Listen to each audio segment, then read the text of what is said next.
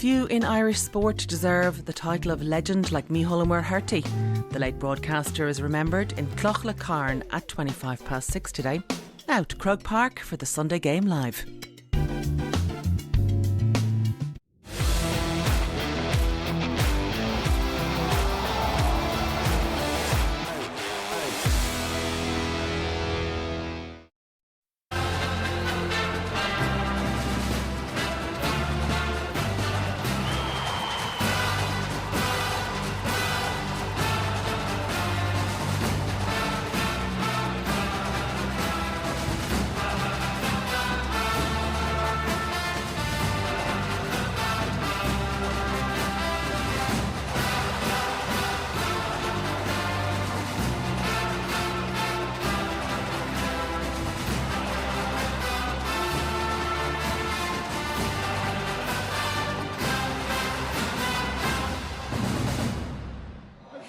Hello, one traditional powerhouse has already made a return to an All-Ireland final, but the wait has been a lot longer for Donegal and especially for Meath.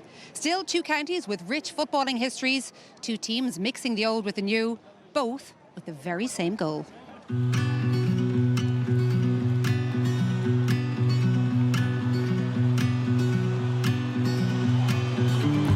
The cheer is up for the men from Meath who are looking for another All-Ireland success. Look at the vivid colours of green and gold. Donegal the favourites. The possibilities are there for either team to go and win it. Here's another goal! The Royals are back in business. Jordan Morris gets the final touch. And Moore has put it over the bar.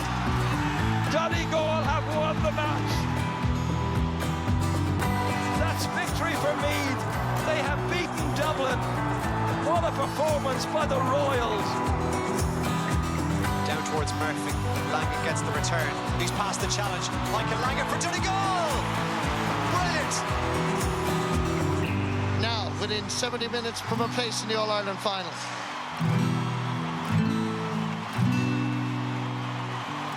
We are all set for what we hope will be a thrilling semi-final.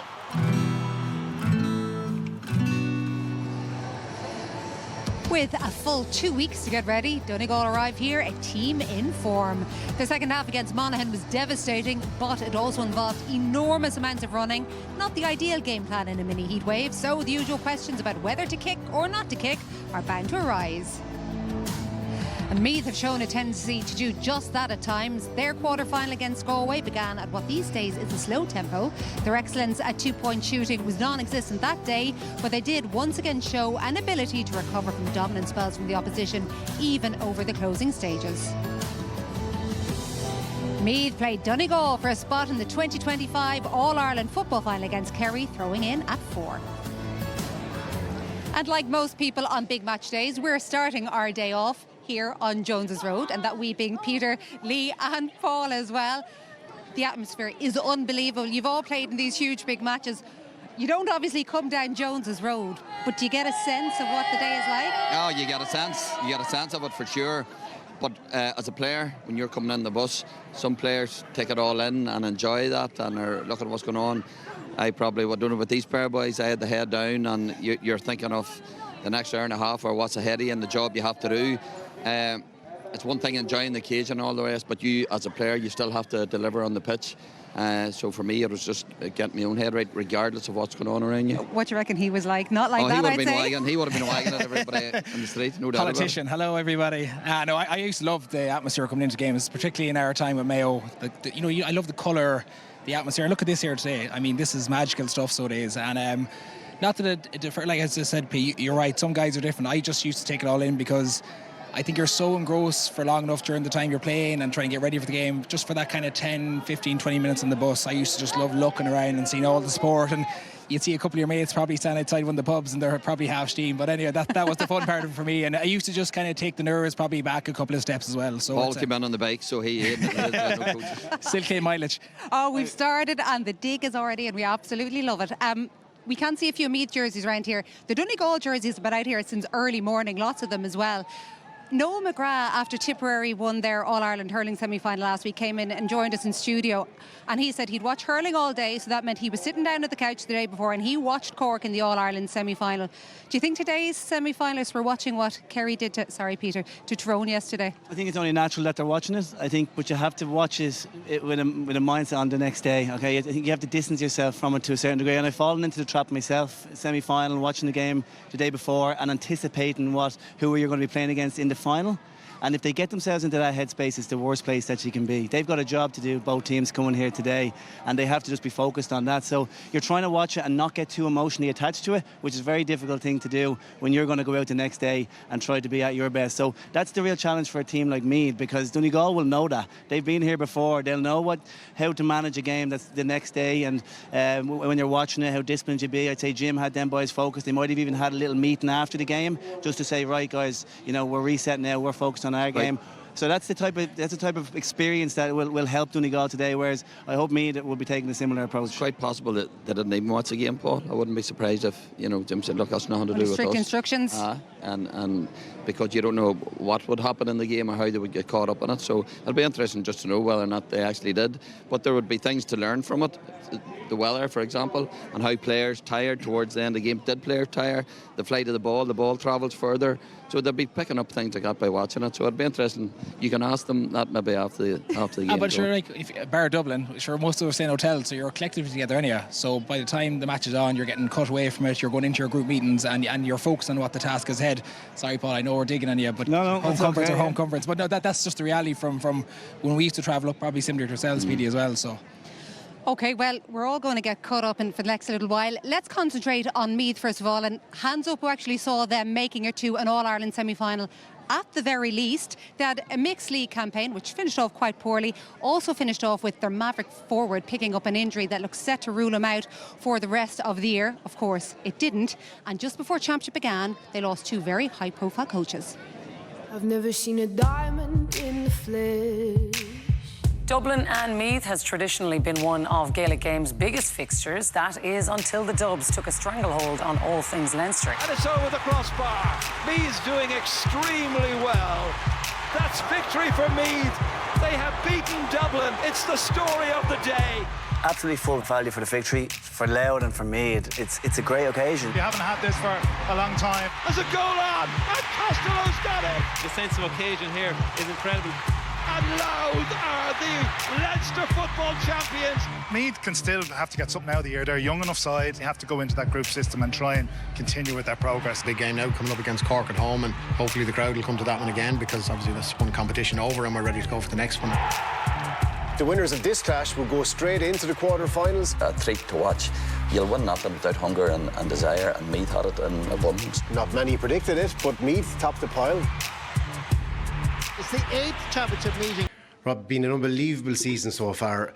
How are you guys fixed for what is a massive, massive game for Meath football? Listen, as fixed as we can be, I suppose. It's great to be here, and we're really looking forward to it now. Great trip in on the bus there, some great crowds and great scenes. So, really looking forward to it. Should be a good game. The way you play football, it looks like it's off the cuff and it's natural and it's creative. That doesn't happen by chance. Are you confident the lads will be able to replicate it again on another big stage again? And you've beaten some huge teams this year already. Yeah, I hope so. Like it's that's what we've gone after. We keep saying it, game after game and session by session. So if we perform, we'll see where that gets us. If it's good enough, so be it. Robbie, a lot of your game this year is trying to feed your exciting forward. I suppose a lot of Donegal's game will be trying to keep you from getting the ball. How do you manage that balance today? Yeah, it's very tricky, because if you turn it over, you're in trouble against Donegal. They'll be gone in the blink of an eye. So you're trying to find that balance between having a go and yet making sure you're not giving them back the ball. So we'll have to see, can we get that right? Final thing, Robbie, the weather is scorching out there. Will that make any difference to your approach, or either maybe two teams' approach? Don't think so. I was in yesterday, obviously, and it was equally as warm, even warmer yesterday. So it didn't seem to affect the two teams too much yesterday. So no, we'll just go at it and see if we can last the pace. Okay, best of luck today, Robbie. Thanks, Steve. Cheers. And we have now moved inside, and we can confirm that it is actually a good bit cooler than it was here, particularly for the Tailteann final yesterday afternoon. It's not cool, but it is that bit cooler. Robbie Brennan, first of all, he did mention that they did soak up the whole atmosphere on the way in. Who saw this coming? Nobody. Let's be totally honest about it. We've all been probably waiting for them to get caught all year. We predict that they're going to lose this game, that game. They've turned up every day doing what they have to do. The last day when things went against them, they never panicked. They did what they had to do. But I think the biggest factor for me, John, is Robbie Brennan. Even the way he's talking there, he's relaxed. And he's got this real personal relationship with the squad. And you can see how much they feed off him. Even the celebrations here the last day against Galway. I looked at Donegal and he just went looking for Robbie Brennan. They have a special bond. And the other thing I like about Robbie as well is that he's not afraid of the youth. He made Owen Frayne captain and Kieran Caulfield vice captain. That's 21 and 22-year-old guys. But he sees them as the leaders. So I think they feed off him. There's a massive energy about him. And the way he talks all the time, it's nice and relaxed. And listen, if you're going to be beat, you're going to have to put them down permanently because they are a hard team to get past. And I expect no different today. And we even heard him there talk about if you're turned over, you're in huge, huge trouble. I presume it's a given that top work rate has to happen today. 100%. I think one of the biggest indicators whether a team have bought into a new manager is how they operate out of possession. What's their hunger, what's their attitude. And not only is you can see that there's bucket loads of energy coming from the Meath team, whether it be on kickouts against Louth, they got hammered on the breaking ball. Since then they've learned, and their hunger under the breaking ball now is one of their strengths. The numbers they're getting around, we see Conor Gray competing here, but look at the numbers. They are competing for these, and they are going to back themselves in these situations, and that's known you're switched on. They've the right attitude. And even this is again, they turned over the ball here, and Rafferty boom hits John Maher. That shook the stadium, and that's the type of stuff that Meath can connect with. Again here you see they've got man to man, they see they've got numbers around them. Okay, it might be a foul here, but they played the referee who was letting a lot go in that game, and Rafferty again with a massive turnover. They're the values of Meath football. Every good Meath team has had those values, and this is my favourite. You see they're going after Galway, they're hunting man to man. There's nobody getting out easily from a short kick out. You see Sean Coffey here, he's highlighted. He's the one that picks up the breaking ball, and look at the panache they finish it with. They're expressing themselves. This finish from Matthew Costello under pressure was off the charts. The pass. It might look simple. That ain't simple. And that's a team that are, they're connected as a group, but they're connected to the manager with the way they're playing, and they're working for him. I was laughing when you said all good Meath teams that they always had those values. They always had one strong man with number 3 on his back. And Sean Rafferty is that. And what I'm looking forward to more than anything is watching him go toe-to-toe with Michael Murphy today. To see those two guys collide, for me there's only one winner. Michael Murphy is the strongest player in this game. We've all been on the end of a hit from him. I'm sure you have, Lee. It's ridiculous. But they're loving this, Sean Rafferty and Meath. That's the type of player that they love. And he is such an energy giver to this team. I would love to see them go toe-to-toe today in the collision. What advice would you give to a young fullback who has been one of these standout footballers of the year, and now he is coming up against this colossal, like Michael Murphy's more than just a footballer in another team, right? Yeah, what advice would you give him? Stay tight, don't take him out of your eye-line. The thing about Sean Rafferty, yesterday David Clifford, you kind of knew he was going to play inside. Now that's not to say you're able to mark him, but you're very aware of what he can do. Michael Murphy coming here today, you're not too sure. Sean Rafferty doesn't know if he's going to stay inside and play as an orthodox full forward. He can play as a centre half forward. He can come out and compete for kickouts, and there's not too many times Sean Rafferty would have been marking players who can do that. No, but he does have centre back experience. He's played plenty of football there as well. I'm not saying he'll not be happy doing it, but you don't know the type of role that Murphy can play. He can be a feeder, he can offload the ball and bring other players into it, or he can be a match winner himself. He can kick points for fun, he can score goals, so he brings so much to his game. But Paul's absolutely right, that's one of the key battles today, and with the new rules there's more opportunity for one-on-one players can be got at. So look, it's a big one, but there's other matchups there. Michael Langan, who's going to pick him up in midfield? Shane O'Donnell, very much underrated across the country, not in Donegal or in Ulster, but his man-to-man, whoever's picking him up, is going to have a big bearing on the game as well. But you know what, that gives us a good chance to switch to the Ulster champions now. Donegal's attempts to get back into an All-Ireland final for what would be just the first time since 2014.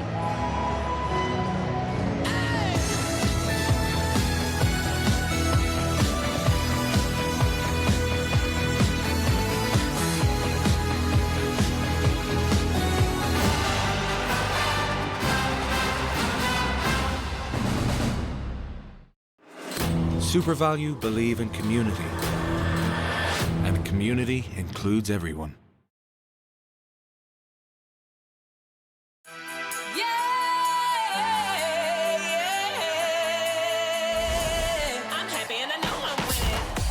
UEFA Women's Euro 2025.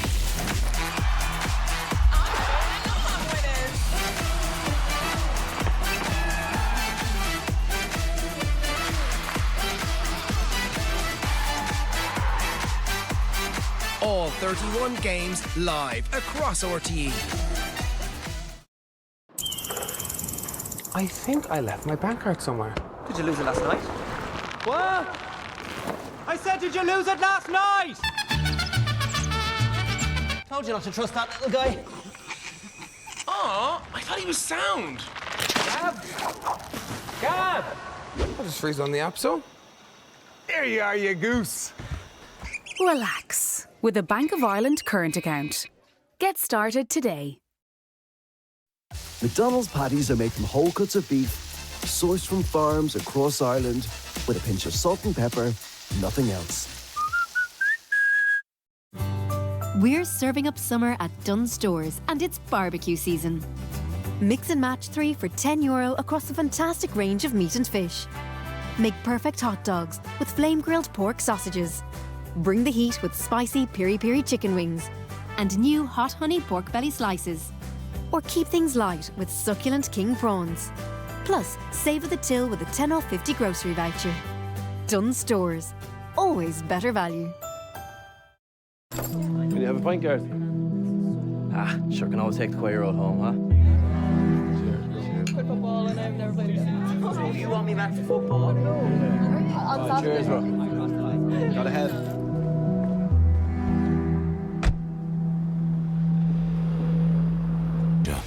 100% electric.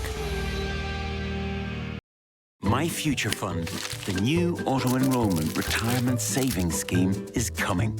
You pay in, your employer pays in, and the state tops it up. It all adds up to a great way to save for your future. And something to look forward to. For more information, visit gov.ie/auto-enrollment. Brought to you by the Government of Ireland. Get the Samsung Galaxy S24 or the all-new Galaxy S25 with 3. Plus, trade in your old phone and we'll give you an extra €100 on top of its trade-in value. Now that's a big deal. Switch in store or see 3.ie today. 3, Ireland's best network.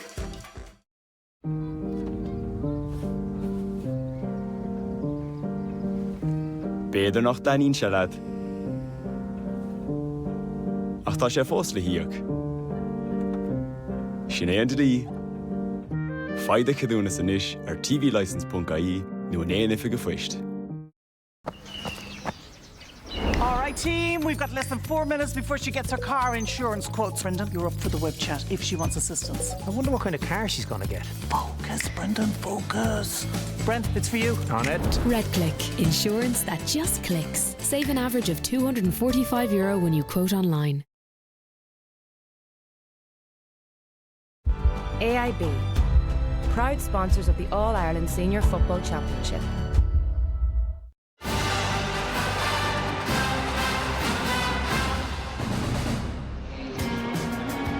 It was Patrick McBrood who led out Donegal, but here comes Meath, led by that 22-year-old Owen Frayne, as we mentioned just a moment ago. And a footballer at the other end of the scale leading out Donegal. There he is, Patrick McBrood. He was actually given his debut by Jim McGuinness, but in his first reign as the Donegal manager. And when he did first take over ahead of that 2011 season, Jim McGuinness led them to an All-Ireland semi-final in year 1 and then on to the Holy Grail in year 2. Upon his return to the hot seat heading into 2024, they again reached the last 4. So now he's just 2 wins away from repeating his historic feat of 13 years ago. Championship 2025 is finally upon us. Donegal welcome Derry to Ballybuffet. It's a very impressive victory for Donegal. Donegal ease their way into the Ulster final. There will be very, very little in this game. Expect to go right down to the wire. Second year running, these two teams go to extra time. Here's a goal-scoring chance for Donegal. Goal! I can't remember an Ulster final being as exciting as this, and it came down to very, very fine margins. So thankful to be out the other side. Ulster champions Donegal prepared to do battle with age-old rivals Tyrone. Here's a chance, another opportunity and another goal. Shawnee O'Donnell has got 2 goals in this game. Victory for Tyrone. Tonight, it was one of their worst performances in front of goal. They haven't been brilliant in the group series to date, but they haven't needed to be. Today is the day they really need to step up. It was the character of Donegal that every time Mayo hit them, Donegal had an answer. They showed great character. He has that. Has put it over the bar. Donegal have won the match. There's a lot on the line. We're where we want to be. That's the bottom line. We play next weekend again, and we want to go and try and win that game. O'Donnell, goal! Thompson through, goal! It's a second meeting of the championship for these two sides. Michael Langer for Donegal! Brilliant! What a goal! Donegal have done it, bringing them back to the All-Ireland semi-finals. Colin, it's mad to think it's a 10th championship game for you guys this season, but an enjoyable journey so far. What has impressed you most about this year's side? Well, as you said, it's the 10th game, and one of them went extra time too, so it's nearly 10 and a half games now, and it's a serious long season. As in games wise, it's obviously wrapped up fairly quick compared to other years, but it's the boys have done well up until now, and they're back to where we came up short last year in the All-Ireland semi-finals, so they're looking just to go one step further today, and hopefully it's coming on the bus there, the crowds in the street, Meath and Donegal fans and the colours, something else like, and it's a big day, and hopefully the boys can put on a performance now. In the training ground between matches, and especially ahead to this game, Colin, is most of the time spent focusing on your own game? And what percentage you have to look at Meath, because they have dynamism and they have impacts all over the field as well? No, well, obviously, listen, you have to look at both sides. You have to look at yourself and make sure you're ticking all the boxes and doing getting our side of the game right. But obviously, you have to watch the opposition too. And we would have seen a lot of Meath over the season, obviously, and a lot of the games we've been keeping an eye on them. And thankfully, we had 2 weeks to build up to this here, which is a wee bit more than with 6 days and 7 days before playing games there for a while. So 2 weeks was a nice wee break, and the boys got to recharge and got to have a look at Meath and get our own side of things right as well. Last question for you. Have you sensed from the training ground a willingness to go a step further than last year? Because there was serious hurt last year at this exact stage. No doubt. I think it's obviously Meath's coming here to the semi-final, and they want to get to the final game, All-Ireland final day as well as us. But I think when you play an All-Ireland semi-final, there's a lot of hurt there from last year, and it gives you a bit of hunger to come back, and hopefully that might give us a wee bit of an edge today. But there's not going to be nothing between these two teams, and those small margins hopefully is going to make a difference, and hopefully we can come out on the right side of it. Thanks for your time, Colin. No bother. Thank you. Don't you love how he's trying to keep it cool, but he can't? You can sense the excitement kind of coming out of him there. Robbie Brennan said in the build-up, not there, but earlier on in the week, he was looking ahead to this, and he says, we'd have a fair idea of how Donegal are going to play. I think we all do at this stage. They like the grind and pound game plan here, but I just like the contrast of styles here. And just looking at Meads, for example, here, Owen Frayne puts a beautiful diagonal ball into Morris, and he has a lovely little hop there, gives the coffee, steps inside goal and goes for goal. Great save by Gleeson, but that's their intent here. For me, this again, Coffey runs into space and he recognises where the kick pass needs to go. Doesn't kick it directly to Conor Gray, but puts into space for him. Now, it's the most probably unconventional finish, but he gets the job done eventually, and his impact again today is going to be huge around the midfield area. And for me, what I love here, Costello looks straight inside to see there's a 1-on-1.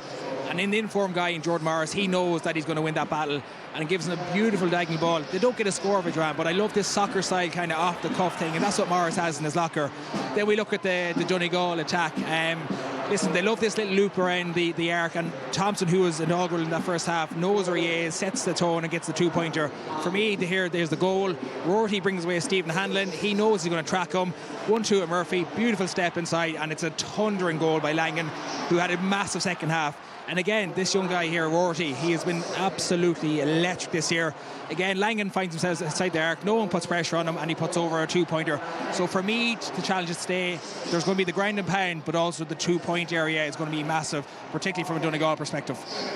And obviously, you can't talk about Donegal without talking about Sean Patton. Now, Monaghan did cause him quite a few issues in the first half the last day, but they didn't for 70 minutes. No, they did not. And Meath got the better of Dublin and Kerry because they got the better of their kickouts. But if they're going to win today, and we're going to look at 3 different kickouts that this man possesses, Sean Patton, he can vary them so much.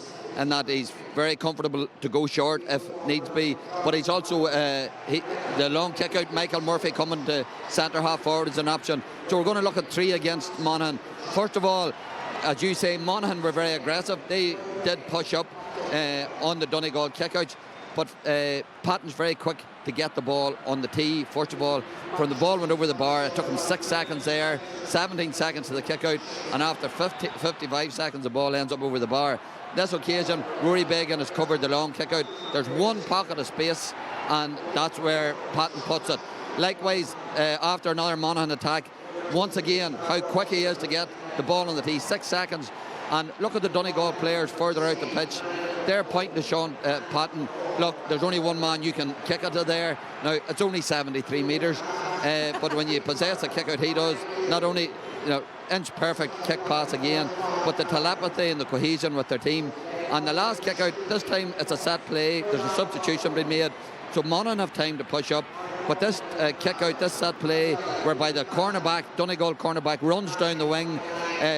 Padre Morgan, who's at the edge of the day, he moves over to the corner. Player on the 45-metre line goes away to the other side to leave the man highlighted, Darrow Bale, just to leave that pocket of space for him. So that worked against Monaghan, and it has worked all year for them. So Meath are going to have to get to grips with that. How, Peter? What did they do? Well, they're going to have to be wary for the like of that. And if they decide to go man-to-man, the danger is then the long kick, and you would think Billy Hogan maybe might have to come out for that. So they have to be aggressive, because if they allow Donegal to secure possession from the kick-out, there's no team better, and their running game is very strong, and that's what they'll want. They have to shut out that short kick out. I think they really so. do. They have to back themselves to win the breaking ball, because when they give the ball to Donegal, they're too efficient. They don't give it away. So we talk about Meath pressing up, going at their men out of possession. So risky against Donegal, because they're so composed. Morgan, Rorty, McHugh, any of these guys running with the ball, they don't give it away too easily. So that's the big risk for them. So my thinking is, let Meath go after the kick out, do not give it short, and back yourself winning those break, and then try to get the power plays against them, like we know that they can do. But isn't that a huge gamble? It's a huge gamble when you're playing Donegal, because they have so much in their armoury. I do agree. I think the short has to be cut off. I think if they get as much contest as they can, Meath are no small team. Like they've mentioned, I said Conor Gray, come on, Adam O'Neill there. They're well fit to win their own ball. So if they make a contest of it, that'll be key in them going forward. And just before we'll talk obviously a lot more before throw-in, but let's get a full rundown of both teams now. And once again, I'm saying to you, Ger Canning, no late changes? That's the good news. No late changes for this latest big match here, which is the first All-Ireland semi-final between these two counties for some 35 years, and we're really looking forward to it. That was won in 1990 by Meath. We'll start with the Royals, and Meath goalkeeper Billy Hogan is very familiar with his Croke Park surroundings at this stage. He made his championship debut here 3 years ago against Dublin, and that was at a time when his cornerback today, Seamus Lavin, was working in Canada, but after 4 years away, his return has greatly boosted the Royals. Continuity and experience has been provided as ever by Rathkenny's Donald Keoghan, who's been a championship player for Meath since 2012. Another making a massive contribution this year is the return Brian Menton. He starts in midfield today alongside Wolfstone's Adam O'Neill. A major factor in the team's success has been the introduction of gifted young players like Conor Duke and Rory Kinsella, each of them with a real scorer's touch. While the inside forward line of Jordan Morris, Matthew Costello and Owen Frayne, the captain, has managed 3 goals and 71 points between them so far, and lots of options in the subs, as you can see. Goalkeeper for Donegal, Sean Patton, widely regarded as one of the best around, today makes his 100th appearance for the Ulster champions. Teenage cornerback Finbar Rorty, playing in his first All-Ireland semi-final, has to be in the conversation, I suppose, for Young Player of the Year. By comparison, in his first All-Ireland semi-final, Ryan McHugh shocked Dublin, scoring 2 goals and 2 points. It was all of 11 years ago. Michael Langan celebrated his 100th appearance with a goal against Monaghan in the quarter-final. Today, he's in midfield with Hugh McFadden. Shane O'Donnell was one of Donegal's scorers in last year's semi-final against Galway. He was man of the match here 2 weeks ago against Monaghan. And Michael Murphy, an observer last year, is set to play in his 4th All-Ireland semi-final. The first of those was a largely forgettable match in 2011 against the Dubs. You may remember it. We're hoping that this will be remembered for all the right reasons, Joanne. Oh, we certainly do. Remember, it is 2014 since Donegal were last in an All-Ireland final. 2001, you have to go back for Meath's last one. Let's find out very, very shortly who will be joining the Kingdom in that final two.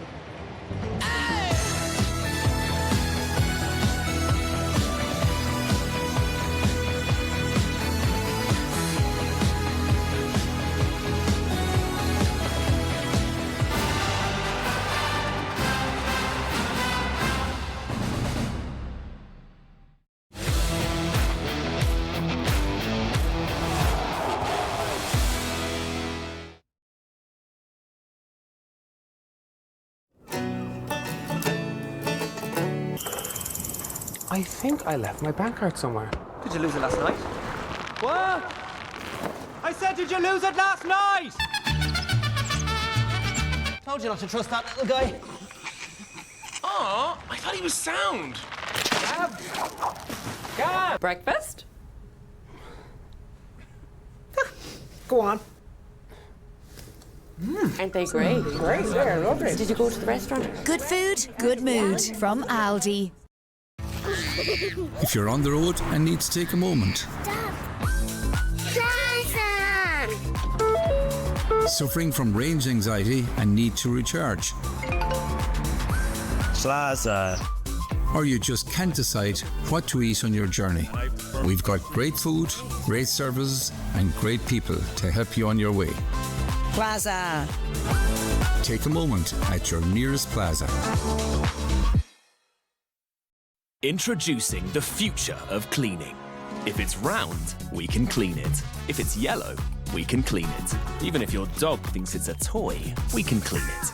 Cif Infinite Clean with probiotics technology. Clean surfaces throughout your home and beyond. Try new Cif Infinite Clean. Live electricity wires are always near, and coming close to them can be dangerous. So always ask yourself, are you sure it's safe? Look out for electricity wires above and below you. If in doubt, call us on 1-800-372-999. It might just save your life. ESB Networks. Stay safe and stay clear of electricity wires. I am the same boat, and I like to do things fast. And fast just got better. Persil Wonder Wash. Our first ever detergent designed for shorter cycle. Better on odor, better on fragrance. Persil Wonder Wash. Fast just got better. And now try new Persil Wonder Wash Sensitive for gentle next to skin laundry.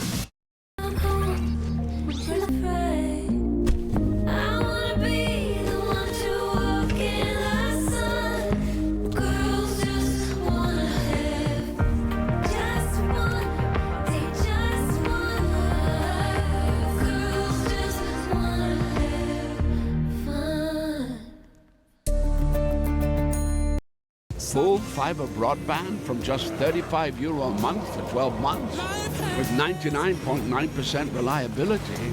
Now. SuperValue believe in community, and community includes everyone.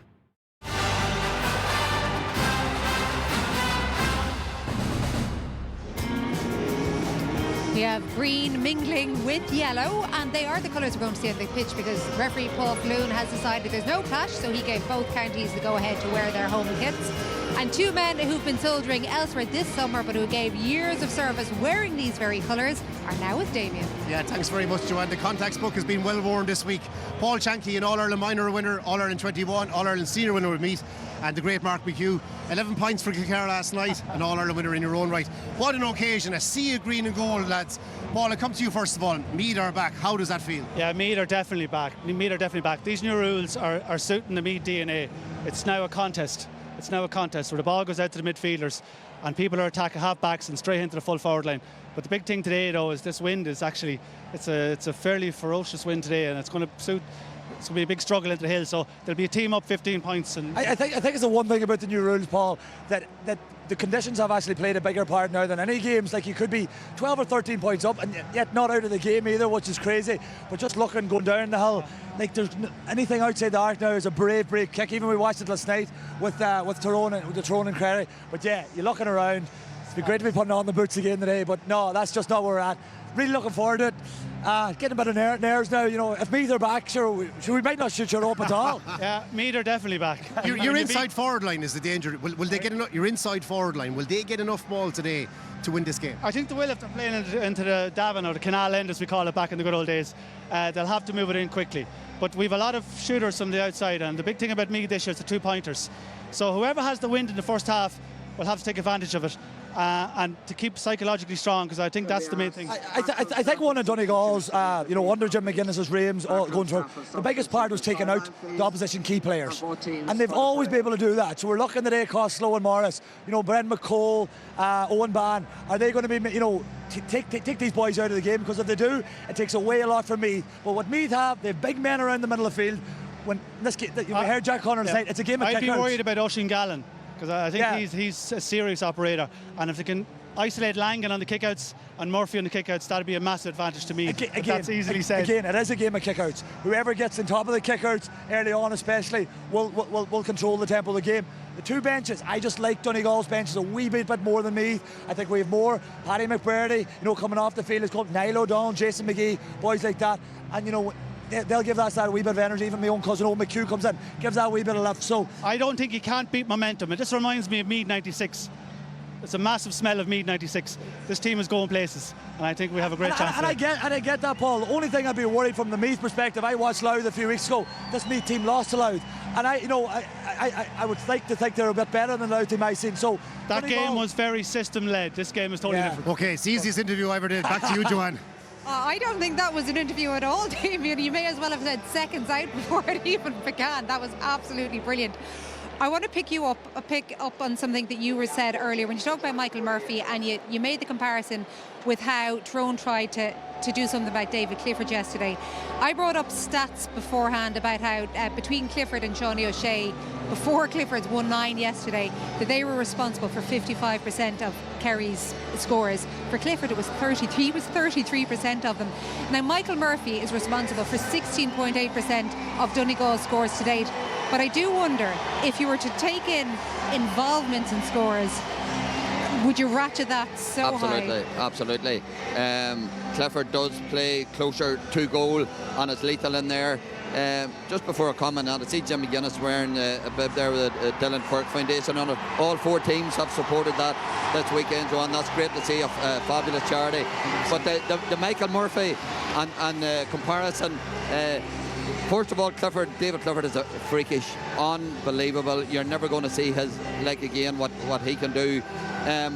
But it's all closer to goal. Murphy is so influential all throughout the pitch. His leadership, his tackling, his work rate, bringing other players into the game. And when they were struggling against Monaghan, the one man that they turned to for kickouts was Michael Murphy, inevitably won them. So he's vital to their cause, obviously, today. Just on that, it's something I look at. We're on a big Donegal running game, okay? So if you take Hogan, McHugh, Worthy and Moore, they've scored 230 this year in Championship from play.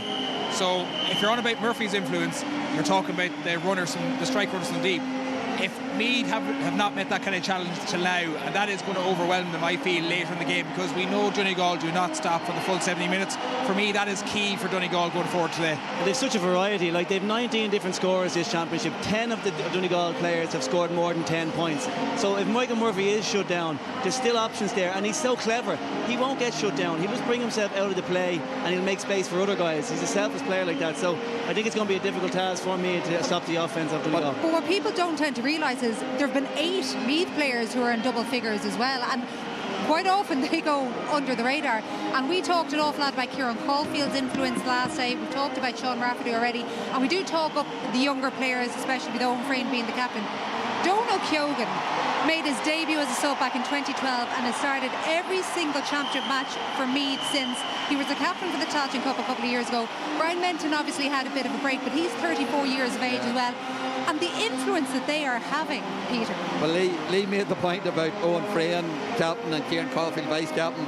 But to me, the real leaders of this team, without a doubt, Keoghan and Brian Menton has been phenomenal in the middle of the park.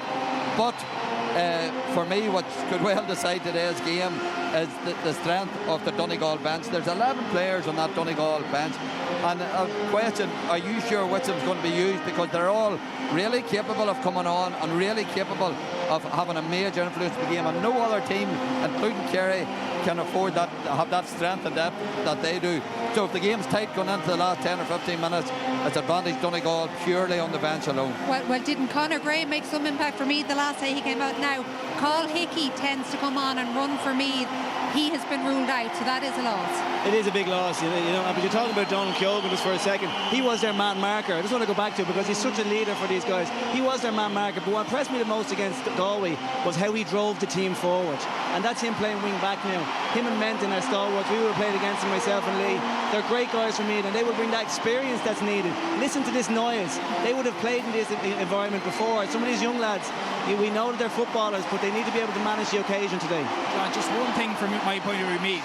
In the quarter-final, we've seen how inefficient and nervous they were in the first half. Today, Donegal will not let them get away with that. So they have to be on the ball. I know this goal here, particularly as mentioned, is a trickier goal of scoring. But if they don't get their shooting percentage up in the first half, allow Donegal them free two-pointers, then they could be in trouble early on. And I think it was Paul mentioned how important two-pointers are, and Paul Shanky did as well. For me, they got over Galway without scoring a single one. Now, they are the highest two-point scorers in the championship. They are, yeah. And look, they've been averaging 24 points a game, conceding only 19. So they have got their averages are good, right? Their offence has been good. They have the spread of scores. But as I said, it's about can they kick them today, semi-final. The air is getting a little bit thinner up here. It sounds as if they're writing off Meath yet again. You're not the first to do that this year. Agus is iad Dara Canéide agus Gary McDonagh a bheith a month rockdachta on RT Player agus an RT News channel, but you saw him sitting up there a little while ago. It is Enda McGinley who's alongside Ger for us. Thank you, Joanne. Yes, a green and gold afternoon certainly all around Croke Park. Spectacular, brilliant, inspiring and magical, I'm sure, as well. It was interesting that Donegal broke away from the parade very, very quickly here. 23, 24 degrees, I think, down there at this point. Windier than it was yesterday afternoon when Kerry and Tyrone were here playing in the opening semi-final. And just before the match gets underway now, there's going to be a minute's reflection for some people who's very sadly passed away recently, and they include Finian Englishby, who's from Athboy in County Meath, Natalie McLaughlin and her 6-year-old daughter Ella from Carndonna, tragically killed recently in an accident. And there was Damien O'Brien from Killygordon, County Donegal as well, who sadly also died. He died in California, and Damien had been a member of the Red Hues and Setanta clubs in Donegal. Deepest sympathy to all of their relatives and their friends. Drosta Day, era Nanamaka Urso. Damien O'Brien, who was 35. He moved to America from his native Killygordon. He was struck by a car.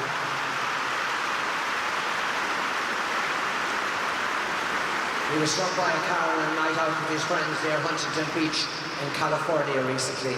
He was a member of the Wild Geese Club. He also played with Red Hues and Setanta in Donegal.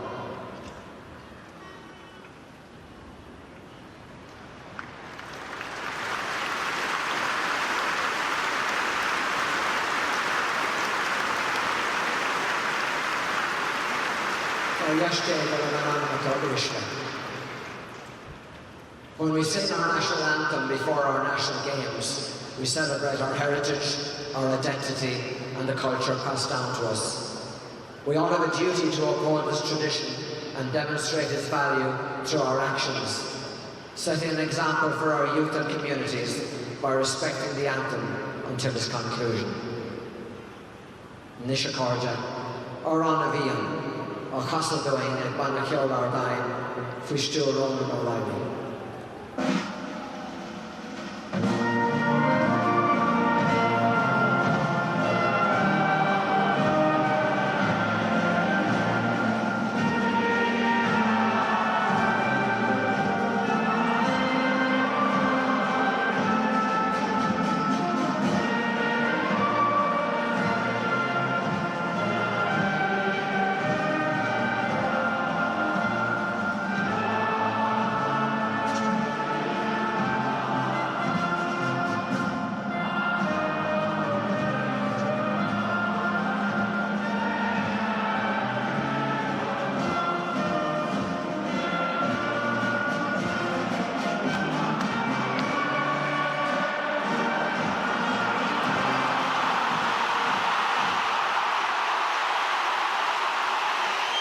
What an afternoon to be at Croke Park.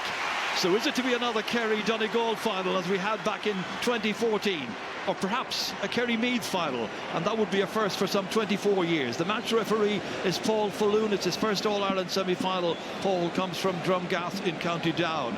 His line umpires are Noel Mooney and Jerome Henry, and Sean Lonergan of Tipperary is the sideline official.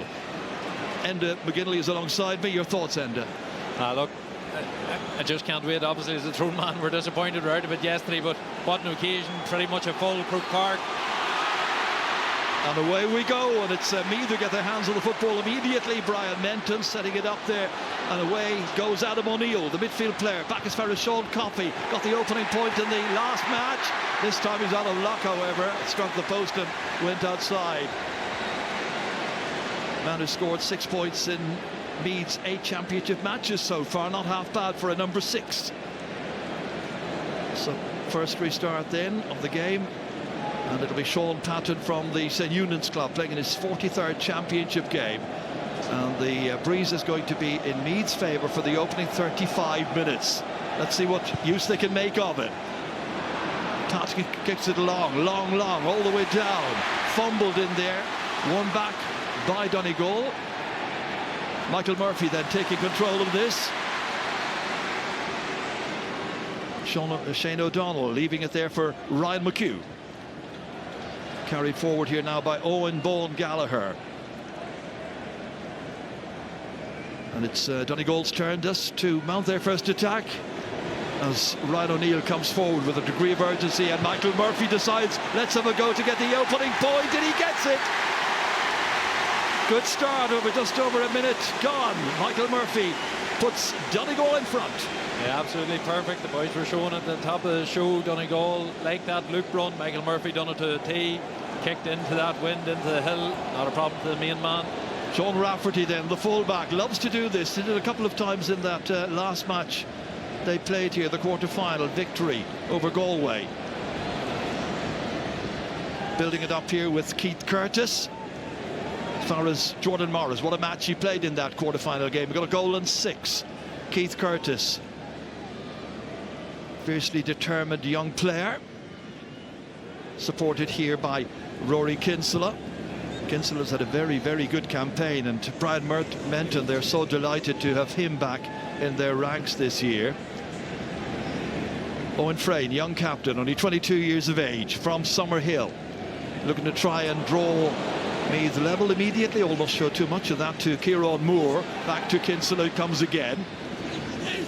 Donald Keoghan over there. Then it's Brian Menton taking control of this. Lots and lots of players getting their hands on the ball. And retrieved here by Jordan Morris. No particular hurry, just trying to see where the perfect opening is. Quick injection of pace now by Morris. Quick transferred. Menton looked at the post. Gave it to Frayne. Nice ball inside here if they can make something of it. Oh, just carried too much pace that time for Sean Coffey to retain it. Good idea, nothing coming of it. Yeah, absolutely. I was sort of waiting for me to just go for the 2-pointers, because obviously that's one of their main things. First kick out cut out. That was well cut out, and here's an opportunity as Adam O'Neill plays it inside here, and there is a turn pass here to Kinsella. Kinsella gets the kick away and puts it over the bar, and the teams are level. Rory Kinsella at the end of that, and it all came from a poor kick out by Sean Patton. I think the kick out was spot on, but it was just really well read by me. They moved it in sharp. Well, Patton will want to make sure that this one is retained anyway, Enda. Let's see what happens. Touchdown well. Onto it comes Kieran Moore. Slipping it back here as far as Michael Langan. And then the very energetic Quillan McColgan. Over to Paddy Mogan. Loves to drift forward and usually does so with telling effect. Langan again. Always plays with a great degree of elegance and style. Kieran Thompson, 53rd time to play in the championship for him. Shane O'Donnell. Moved inside as far as Thompson, waiting for Mogan to come. Support here as well from Ryan McHugh. Michael Murphy, and Murphy almost feigning to try a shot and then giving it off as far as Conor O'Donnell. Quick transfer, Langan leaving it there for Shane O'Donnell maybe. First touch for Oisín Gallen. Conor O'Donnell now moving inside on that left, beats the attempted block, gets it on target. 2 attacks, producing 2 scores for Donegal. They're back in front again. Really good attacking play by Donegal again that time. Donegal dropping off the Meath kick out in contrast to what Meath's doing, where Billy Hogan's coming up the pitch. Seamus Lavin from the St. Peter's Club in Dunboyne. That's Ronan Ryan all the way up as far as Kieran Caulfield.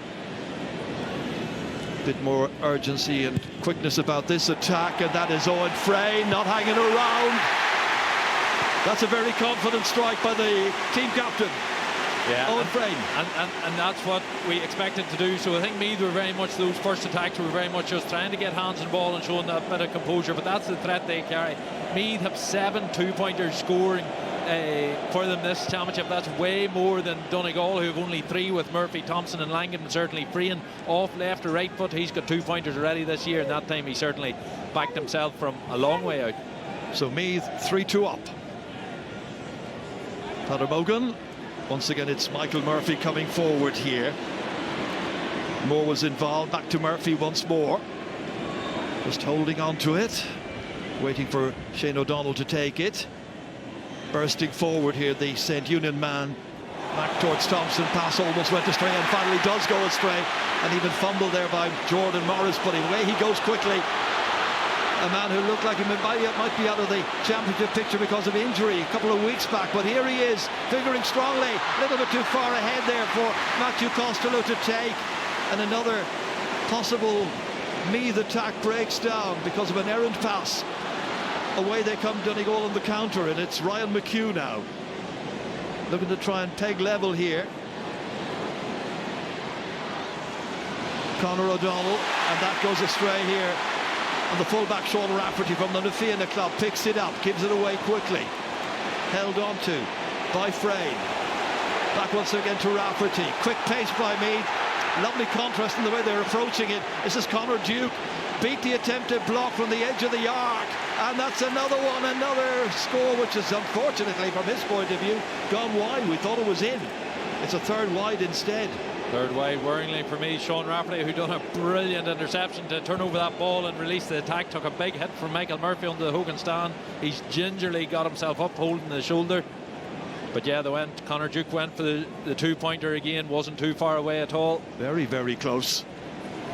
Ryan McHugh, so to begin the next Donegal attack. And it was a goal scorer against Meath in the 2017 qualifiers, a match played in Navan. Michael Langan moving across here as far as Kieran Thompson, and who controls the tempo of Meath's attack so often. That's a foul there by Matthew Costello. The referee Paul Falloon comes across. The Donegal player is going to require some attention. That is Finbar Rorty, the 19-year-old cornerback from the Nev Connell club.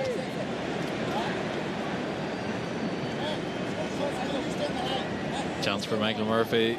These are probably the most costly frees now in the game to give away, particularly against teams with good long-range kickers, and certainly Michael Murphy comes into that category. But those frees just within a few meters of the arc are a huge punishment. We know how much a 2-pointer is in terms of value in the game. He's got some 7 2-point scores already in this year's championship, playing today in his 190th time for Donegal in all competitions. Quite a record. 18 years on the go for the Tyrconnell County. Breeze straight into space here. Yeah, wind in his face, but he makes little of that.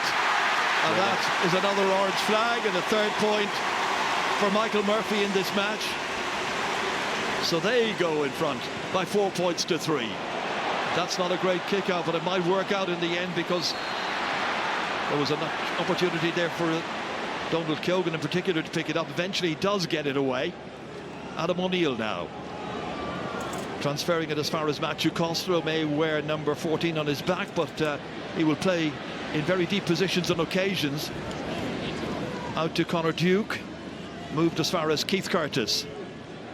Very adaptable player, Curtis, which has been needed because of all the injuries that they've had. They've had 4 players who've required surgery this year in the past few months. Brian Menton moved across as far as Curtis again, then taken in by Owen Frayne. 2-point score already against his name. Rory Kinsella got the first point of the day for Meath. Here's Costello trying one from very far out, the wind behind it. Not enough direction, however, and already that is 4 wides by the Royals. What a kick out by huge kick out, brilliantly done. Nicely done as far as Michael Langan. Well, that's the value of a brilliant goalkeeper like Sean Patton, who can pinpoint those kickouts with such accuracy. On to Oisin Gallen. It's a speed 2. He had that ball on the tee and away inside, I think, 8 seconds, and Peter was doing it at the top of the show. You only have to ask the Mayo footballers, and that game in Roscommon that we brought you some weeks back. That late point out to Kieran Moore and so on. This one is with Conor O'Donnell, holds on to it. Shane O'Donnell, his namesake, just holding it. Looking to try and find the right moment where they can outfox the Meath's defence.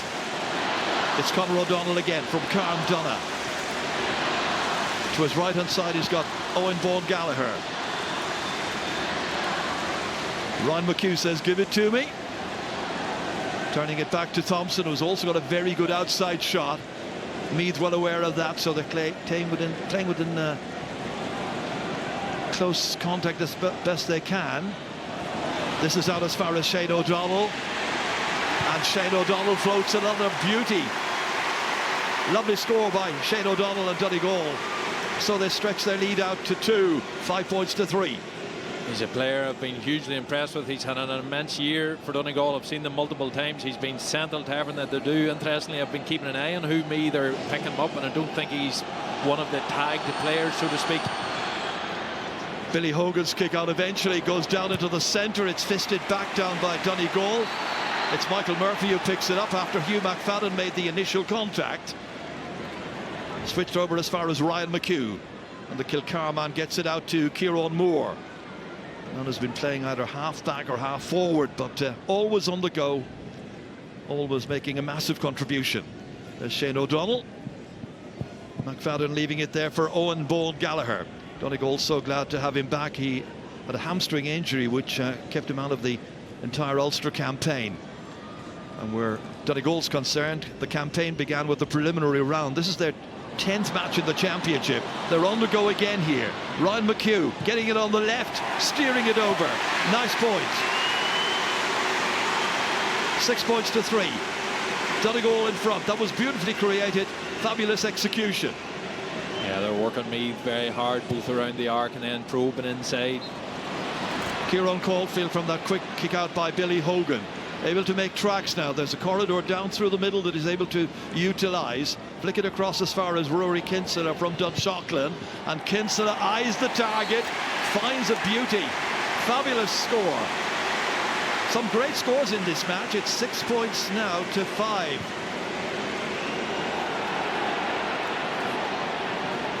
Brendan McCole just got that. His foot was actually on the line, to be honest, just as he received it. From what I can see up here anyway, it was certainly very close. Well, they got away with it, and Paddy Morgan is now tearing away down the other side. Kieran Moore, pace, power. Gallen taking it over. Interesting to see what kind of afternoon he's got. He's a real prodigious talent, as we know, the man from Sean McCool's in Ballybofey. Donegal was 7 inside the 21, now 8 inside the 21-yard line. Really compacting Meath in there, creating space out here. And it's Langan who gets the opportunity at the end of all of that. Nicely done again. They're taking most of their opportunities. They've been so efficient so far, Enda. Oh, they are. They're playing with massive quality up front. Pulling Meath here and there, either out round the arc or they're pulling them very, very deep and leaving spaces. And yet with those 2-point scores being possible up at the other end, Meath are very, very close and in contact, just 2 behind. Free kick which is taken out as far as Matthew Costello. Looking to move it forward now. Marvellously talented young player, Costello. Inside, taken with a bit of difficulty by Kieran Caulfield, then back to Costello again. The angle's tricky. That will be some score if he makes it, but it's just drifted away in the breeze. And it's the 5th opportunity missed by Meath. That breeze down there today is much stronger than it was yesterday afternoon. Oh, that's the kick-out which has gone straight to Rory Kinsella. And now move forward here with Jordan Morris involved. Taken in by Curtis. Gets the angle right. Another one for him. 7 points to 6. Second pattern kick out that Meath have killed over that Cusick stand. Really read it well, got in. Meath's challenge really in this half is with their freedom that they seem to play with, is trying to make the most out of their attacks, being tempted by 2-pointers and whether to go for the 2-pointers or build the attack, whereas Donegal will be much cleaner up front at the minute. And they've managed to win that kick out by Donegal again. A lot of players getting involved there to win that. Owen Frey now. Kicked away by Kinsella out to the wings. Once again it's Curtis. Owen Frey. Brian Menton back after his 2-year hiatus. Donald Keoghan constantly getting forward. And with that win behind them for the opening 35 minutes, they're going to try and make as much use as they possibly can of it. Keoghan again back as far as Kinsella. Moved over to Owen Frey. In front of a huge attendance for this All-Ireland semi-final. It's got to drop short into the hands of Sean Patton. Massive attendance here for a semi-final. 62,000 present yesterday. I think it exceeds that quite definitely. Quillan McColgan helped out here by Shane O'Donnell from Eunans. After him goes Jordan Morris. Difficult man to keep tabs on. Gallen there in the corner waiting for it. Back once again to O'Donnell. Owen Bowen Gallagher. And then the waiting Kieran Moore, totally unmarked, ready to pounce. Looking at the options inside, players coming out, other players moving inside. Michael Murphy getting involved. That's Ryan McHugh, who's already scored. Back out as far as Shane O'Donnell, who's looking for his second point of the match. And this time he's put it to the left and he's missed. It's the first wide of the game by a Donegal player.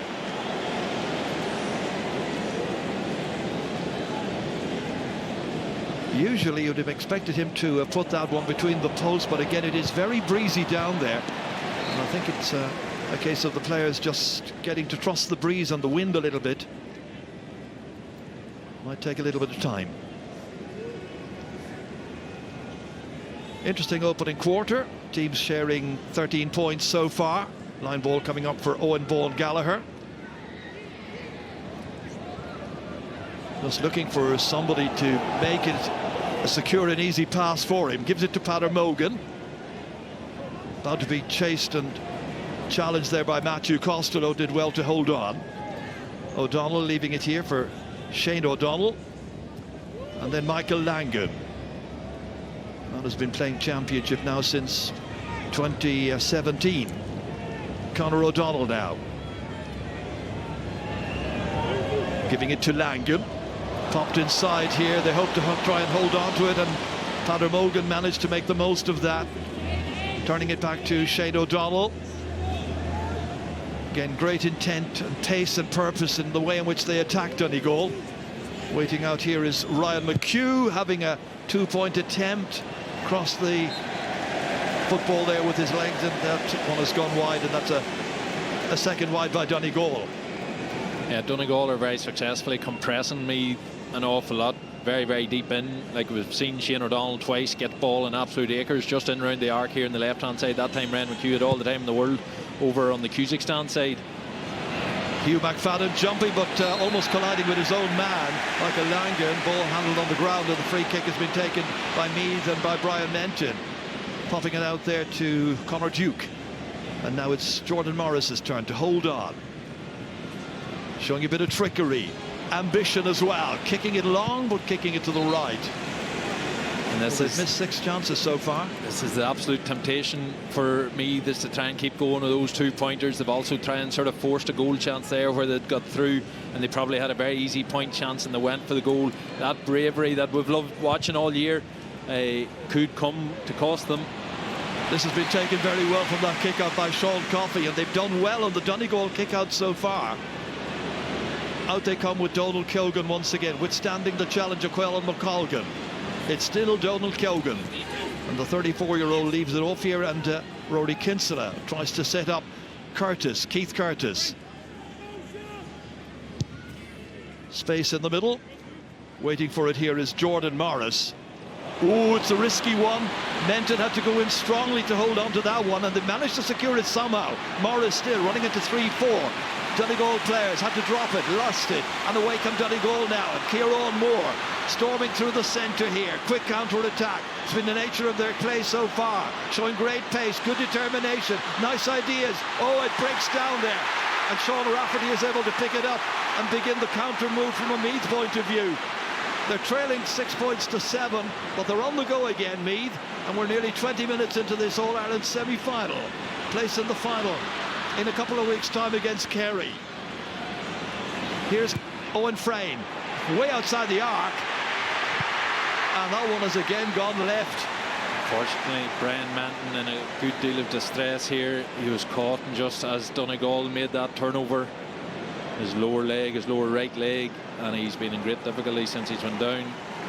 Well, this is what happened to him here. He was challenging for that ball with Michael Langan, and as you say, and he came off second best. Down at the other end, this is where that very promising Donegal move just fell astray with a wayward last pass and enabled Sean Rafferty from the Nafina to come in and take it. But attention now required for Brian Menton, and Conor while Gray, that's happening, Conor Gray is being prepared.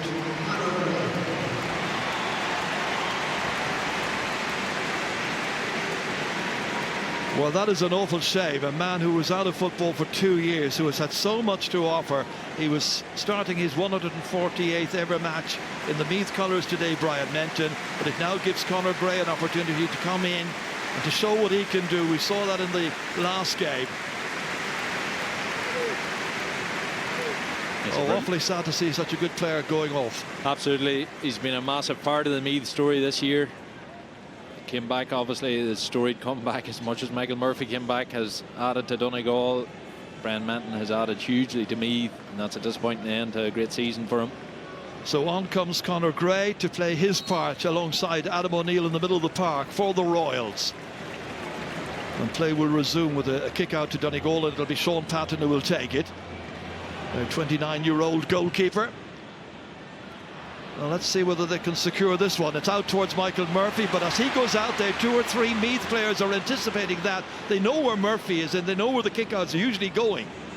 Here's Costello. Yeah, they've done really well on the kick-out. So much of the game is right. They just need to get the scoreboard ticking. They don't need to play as if they're under pressure to get a big score racked up, but certainly they have been too wasteful. Several 2-pointers now that they've missed. And some of those 2-pointers have looked very, very ambitious from well outside the 40-metre arc, a few of them. Here's Donal Keogan. Without Menton there, it's Keogan who's going to give the leadership. Can he get the scores as well? Not this time. That's a lot of misses after just 21 minutes of play. Still a 1-point game. Huge kick out this time, all the way down towards Kieran Thompson. Well measured, well delivered. Thompson got there. A couple of the Meath players got Thompson, and he's vexed, annoyed, very, very angry, speaking to the referee. Yeah, he wanted to take that ball very fast. Here, taken down. Well, he expected to get a 50-metre penalty, I think. And then pulled down. I think that's what he was claiming. There's a potential shout for a black card. Paul Falloon's not interested at the minute. And Owen Vaughan Gallagher and Michael Langan are just getting on about their business, looking to get the next Donegal score. Shane O'Donnell. Here's Owen Vaughan Gallagher. Langan again. Well, they're crisscross. They look for openings. Great vocal support for both sets of players. Again, you can see the compact nature of the Donegal attack, how many of them are sitting inside the 21. A number of teams have done this in the championship. Then there is a big gap between where the ball is right now, as you can see, and what is happening away on the left-hand side of your screen. Let's see how Donegal exploit it. Padder Mogan going quickly forward, transferring it to Thompson. Has a very good left foot. Not accurate enough this time, and that is a third miss by a Donegal player, and it stays 7 points to 6. And Donegal haven't scored now for nearly 8-9 minutes. That's a good kick out here, but it goes straight to a Donegal player, to Michael Langan. Yeah, Donegal doing every bit as well on the Meath long kick out as Meath are doing on theirs. Conor O'Donnell just waiting once again for support to arrive. Hugh McFadden dishing it off as far as Conor O'Donnell. Man of the match here when they played in their quarter-final against Monaghan. Contributed 4 points in that game. Ryan McHugh here. Man has played over 150 times for Donegal. Oisin Langan under a lot of pressure. Too much pressure that time. Missed opportunity. Stays 7 points to 6. It's been that way now for quite a while. Yeah, both teams wasteful the past 10 minutes. Kick out astray. Completely astray. Straight to Langan. Adam O'Neill was trying to cut it out, failed to do so. Wasn't a great kick anyway. That is Gallen. That is beautifully on. Mogan turning around, playing it back to Conor O'Donnell. Thought about it. Holding. They've missed a few chances now. Michael Murphy back here as far as Hugh McFadden.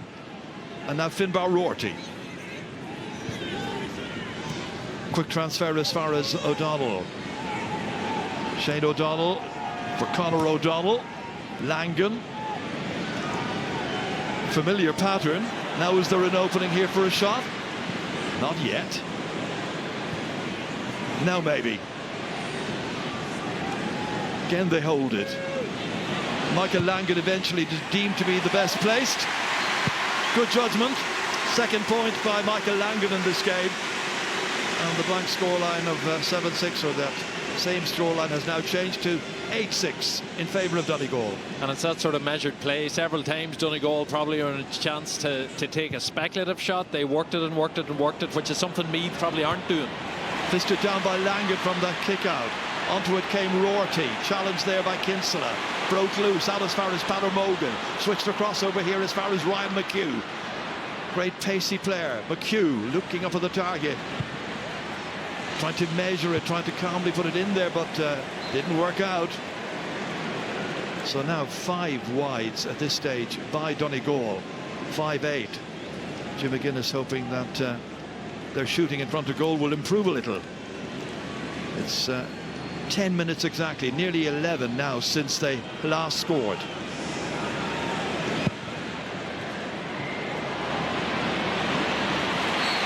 Well, Meath, having gone those 10 minutes without a score, now try and get something out of this one. Jordan Morris turned back in here as far as Matthew Costello. On his left, needing something. It's going to drop down, but into the goalkeeper's hands. So now nearly 11 minutes since Meath last managed to score. And again, Costello, yes, he is one of Meath's main shooters, but they need a score, and that time again they were really quick to get that shot away. The first sort of half opportunity was there, it was gone. McColgan getting it out as far as McHugh, and then Rorty takes over, storming forward here. Shane O'Donnell wants it, getting into the small key, and again off balance completely. Very untypical, that one. Well, we had a situation where Meath started to miss an awful lot up at the other end, and now Donegal almost as bad down around Hill 16. Jim McGuinness can't believe it. Absolutely, they're creating decent chances like that one there from Shane O'Donnell. He'll not know how he missed that one. Hasn't done anything like that all year. Again, the Hogan kick out is under pressure. It certainly is, and Ryan McHugh anticipated. And then it is Shane O'Donnell takes it forward here. Rorty storming into the centre here. A shoulder there on Oisin Gallen, and the referee decides he was fouled. Let's watch this again. This is that kick out which was won by Ryan McHugh. And then in the end here, well, it's not a shoulder, it's a foul there by Donald Keogan. Hand went right across him. Donegal certainly have been wasteful. It'll be annoying. Jimmy McGuinness, he would expect his team to be more ruthless in terms of the conversion of scoring chances. They were immense for the first 15-20 minutes, but certainly over the past 10 it has slipped somewhat. Well, they had 4 wides in the space of 3 minutes, and now maybe a little bit of reassurance will come with this one. Michael Murphy with 3 points against his name already, and he wasn't going to miss. So now he makes it 9 points to 6, and the Donegal fans certainly in the crowd very, very pleased. And Donegal, we've seen banks of 4 being deployed. Donegal are on a man-to-man, but the men are also immediately moving off. As soon as they see where the quick kick out are going, they're going like here into the break straight away. And it's judged very well. Owen Vaughan Gallagher. Very slick approach on the part of Donegal, apart from the finishing on occasions. But now here's Gallen trying to get away from Caulfield, gets his shot in. Very pleased with that. Another white flag, and this one is for Oisin Gallen. First of the day, stretching their lead, ahead by 4. Yeah, Meath under all sorts of bother here. So much stem from the kick out. Donegal have their structure that they adhere to well, and they're winning those midfield tussles at this stage. Langan initially, and now Kieran Moore able to take it out. Kieran Thompson. That loss of Brian Menton is really massive for me in moments like this. We haven't seen Conor Gray really get into the game just yet. He's only on about 5 minutes, but has a big role to play. This man has a big role to play as well for Donegal. Gallen and Thompson slipping in here. Tricky angle, but he got a point out of it. Oh, I think it grazed the post. Yeah, bounced off the top of the crossbar. But it's 5 points between them at this stage. Could easily have ended up in the top left-hand corner of that net.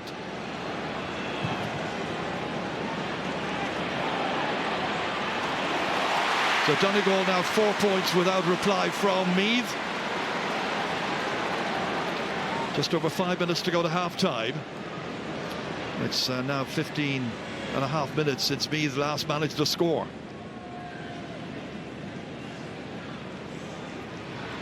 Conor O'Donnell. Conor Mogan. Coming onto it here is Michael Langan. 2 points for him already in the game. Conor O'Donnell, he's got among the scores as well. Challenging him there was Kinsella, but he can't get in a proper challenge. Here's a shot. 2 players went down to try and make sure that wasn't going to get into the back of the net, and one of them was Donald Keogan, the other was the goalkeeper, Billy Hogan. This was that shot. Nice shot, but I think it was Keogan who actually got there ahead of his goalkeeper to stop it. One way or the other, they kept the ball out of their net. Matthew Costello goes down, feeling his face, injured. Free kick will be coming his way. Meath can't afford to lose any more players, having lost Brian Menton about 10 minutes back. Challenge there by Michael Langan in the end. And the referee is going to have a word, I think, with Michael Langan. Just so whenever you see 3 Donegal players, Langan and Murphy were 2 of them, not sure who the third one was, I think it was Fimber Rorty, absolutely chasing, sprinting hard after Costello. You know you have a team in the right frame of mind. First yellow card of the match. This is the reason why they decided that Michael Langan was the most guilty party. There were 3, as Enda McGinley was saying, heavily involved in the challenge. Donald Keogan taking this forward. Keith Curtis, point scorer already. Kieran Caulfield, Higher Education Young Footballer of the Year this year, Caulfield. There's Kinsella and Costello trying to get inside here. They need something. They need to get that ball in Meath possession first of all. Keith Curtis swinging around onto the right. That's much better. That's a second point for him in this match. They had not scored for some 16 minutes. Yeah, critical that they just get the scoreboard moving. Keith Curtis done it again for them. and went out just about as far as Michael Langan from the kick out. Easily able to pick out Kieran Thompson because there was absolutely nobody on him. Two Meath players about 20 metres behind him at that stage. Curlon McColgan, and he should finish off the post, back down. Goal chance here. Oh, great save. Hugh McFadden stopped by Billy Hogan. It should have been in the back of the net. Now will Donegal get something out of that? Hogan did really well. Smart play by the goalkeeper. Oisin Gallen up, and has it gone to the left? It has. It's gone wide. Well, they can thank their goalkeeper that time for keeping the margin down to just 4 points. Yeah, brilliant. The whole move seemed to happen in slow motion. Meath seemed to completely switch off after Curtis's score, and it just came up with ease, came off the post. Hugh McFadden turned, but brilliant save by Hogan. Conor Gray, man who's replaced Brian Menton. Kieran Caulfield, can they take some inspiration now from that good work by their goalkeeper a moment ago? Jordan Morris measuring it. That's nice. He's done well. It's his first point. They need to get him scoring. Only 3 between them and 2 minutes to go to half-time. Yeah, the one thing you'd have to say about me so far this year, they do not stick to script. So a bad first half, or a half where you might be expecting them to be further ahead, and it hasn't happened, won't kill them. Great kick out to Owen Bound Gallagher, on to Ryan McHugh, on as far as Oisin Gallen, and ends up going over the bar. A second by Oisin Gallen. 4 players involved. The benefit of a perfect kick out, and now a nice completion. And like there's Patton, he's stuck to his guns. He's tried those kickouts a number of times. They've been caught out a couple of times, but again, he just sticks to them. The team has that belief, and whenever it happens for them, they get up the field so easy. Donegal looking to reach their first All-Ireland final since 2014. Meath hoping to be back here in 2 weeks' time for the first time in some 24 years. Advantage Donegal at this stage. Langan holding off the challenge, giving it to Kieran Thompson, playing it inside here to Rorty. He's already scored 1 goal in the championship. Murphy has it here, and Murphy puts it over the bar. It's a 5th point of the match for Michael Murphy. You felt it should have been in the back of the net. His last championship goal was against Mayo. It was back in 2019 in the Super 8s. I thought he was going to score a goal there. Yeah, a couple of goal chances now for Donegal. That one ended up over the bar. Again, so much coming from the kick out, but Donegal had 5 men underneath that break ball from Costello. 13 points to 8. We'll be hearing the half-time hooter very, very soon. That's one well there by Conor Duke, held on. Looks up, sees the run across over here made by Keith Curtis. Back as far as Jordan Morris it comes again.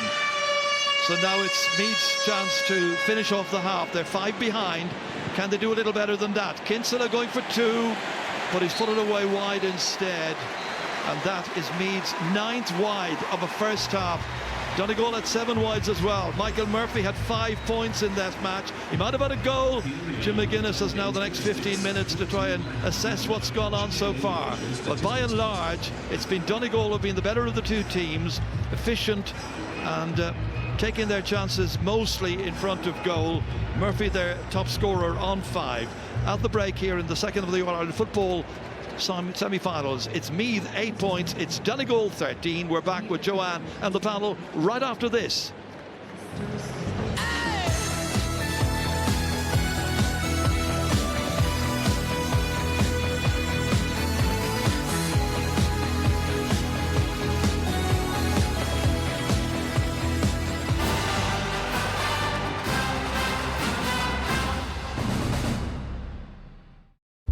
AIB, proud sponsors of the All-Ireland Senior Football Championship.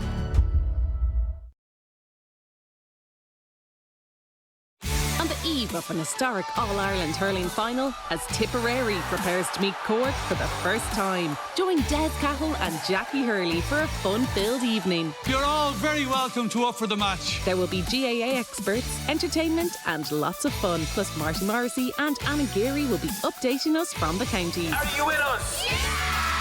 It's amazing!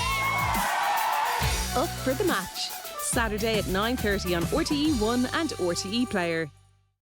SuperValue's freshly prepared range. Simple shortcut or secret weapon of the time-pressed home chef. We're not just cutting meat. Ooh, mind your fingers. We're crafting meals. And it's dinner deception of the most delicious kind. Don't worry, your secret's safe with us. And at this value, the savings are delicious. SuperValue. The difference is real.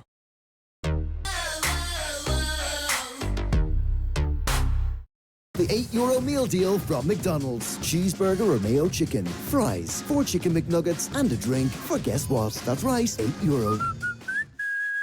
Silence is the worst thing when you live with HIV. Hiding from your status, hiding yourself from people around you who you love. It's not right that you should carry that shame with you and feel unlucky or unlovable, when actually you're very lucky, because we live in a time now where HIV is going to have very little impact on your health and you're going to take 1 pill a day. You can't pass it on. And that is such a game changer. Learning about HIV starts with you and me. Visit hse.ie/HIV to learn more. Harvey Norman, your home appliance specialists with the latest in Samsung cooking appliances. Make cooking effortless with all-new Samsung vented induction hob. Sleek, powerful for large pots or multiple pans with dual flex zones for $2,499. Or upgrade your kitchen with the Samsung Series 5 steam single oven with dual cooking zones. Cook 2 dishes at different temperatures at the same time for $1,199. With interest-free finance available and with our best price guarantee. Why shop anywhere else? Harvey Norman, your home appliance specialists. Go! What brings us out for our county, year after year after year, that stirs such passion in our hearts and makes the pride flow through our veins? It's our county. It's our people. It's in our blood. You might think you know Ireland's hidden heartlands, but maybe it's time for a closer look to chart your own course through sparkling still waters, where adventure waits amongst the treetops, and on foot over ancient trails, to chance upon charming towns and drift with the flow of this land. Keep discovering Ireland's hidden heartlands.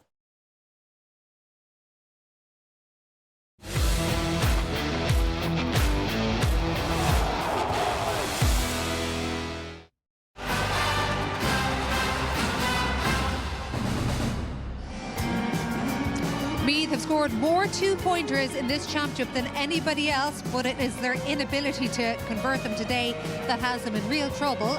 It has been a nervous opening half, but there's no doubt about it. It is the Ulster champions who are firmly on top by 5 points, 13 points to 8. And so there you can see it, 13 points to 8. Michael Murphy had his hands all over everything for I'd say the first half of the first half, Paul Finn. He did indeed. And when you were thinking like the first quarter was so important for Meath to get a good start, and you're asking did they have the experience there, Donegal, the experience came from Michael Murphy. His point, his 2-point free, his contact around the middle. He won an unbelievable breaking ball right in front of us. Got a bit of contact on Rafferty. Might have been a black card on another day, but he was lucky. But look, I think he did go out of the game a little bit. But in that first quarter, when you want your leader to step up, he stepped up big. He used the magic words there, Peter, breaking ball. Is that what really has Donegal so far on top in that opening half? I think in total there's been 13 breaking balls around the middle, and Donegal have won 10 of those. Their hunger and their... and they're getting so many scores from the breaking ball as well, Joanne. And even Meath have kicked right 2 shorts. Donegal have intercepted them and are hurting them. You can see Meath are players, a lot of them are going out to the sideline. Donegal players getting over. They have the numbers. It's a numbers game, and they're sprinting in quicker to get underneath the break, and all the Donegal midfielders doing is breaking the ball. Now, it's been a help that Brian Manton has been off the pitch after his injury, but Donegal have completely dominated the middle sector, and when they get the ball, unlike Tyrone yesterday, who at times are a bit slow in moving the ball forward, Donegal want to move at a speed. There again, that's what I'm on about, the Meath players coming in from the sideline, but they're not in a position to win the break. Donegal are, and I think this led to a score from Kieran Thompson. So the only negative from a Donegal point of view is that they have wasted 3 goal opportunities, and they've had a number of wides from really good scoreable positions as well. So they could be further ahead, despite the fact they played again a fairly strong breeze. As well, Peter, you know, in the first 10 minutes they were letting Meath go short. And once they've switched that up, you can see they're absolutely dictating that middle sector, and Meath don't know what to do anymore. And them clips summed up the first half particularly very well. So, but Peter used the phrase wasted goal opportunities. Now, Billy Hogan and Donal Keoghan might have something to say about that. Yeah, they might do. Well, particularly in Conor O'Donnell's case here, he does really, really well. Like, this is a one-on-one here. His step is fantastic, cuts right through the centre. I'm thinking more probably a point drawn, if I'm honest. It's probably going wide, but to fair to Keoghan, he doesn't know that. Reads it well and does a spectacular diving shot stop. So brilliant feat by O'Donnell, but I don't think it's a clear goal chance for me. I think it's more of a point situation. And Thompson sees the space in here to Colgan.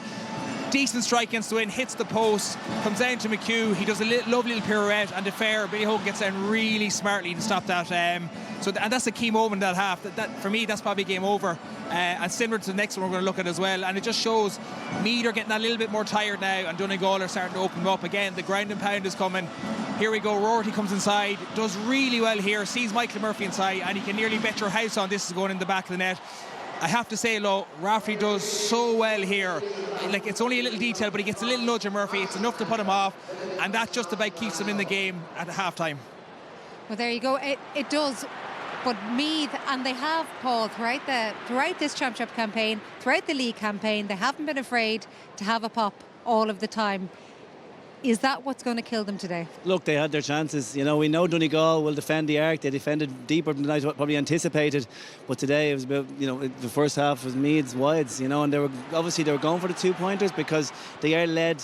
They're probably invited to take them on, but they just weren't able to convert them. They had 8 wides, and their scoring efficiency is 29%. Of the wides they've had, 2 out of 8 of them are 2-pointers, and they've dropped 2 balls short as well. So you can see from the clip there, especially at the start of the game, Donegal weren't content to let Meath have the ball, and they were flooding players back into the D, so that maybe they were afraid of the Jordan Morris threat, or they didn't want Meath, but they were nearly tempting Meath. Here, have a go. You're not coming down the centre of our defence. There's a player marking the D, the sweeper's in there.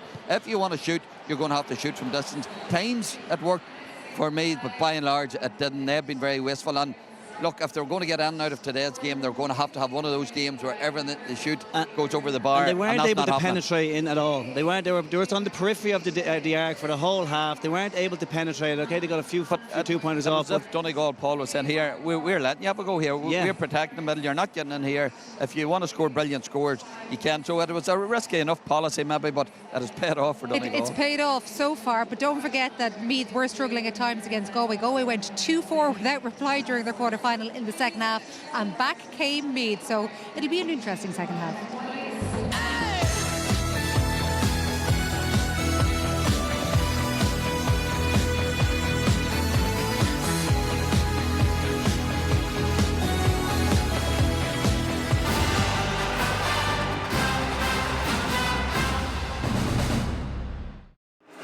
SuperValue believe in community, and community includes everyone.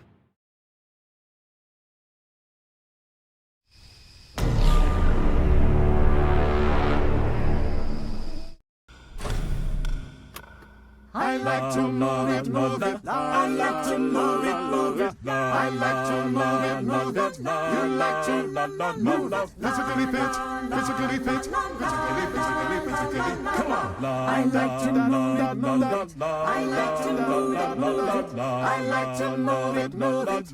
You like to move it.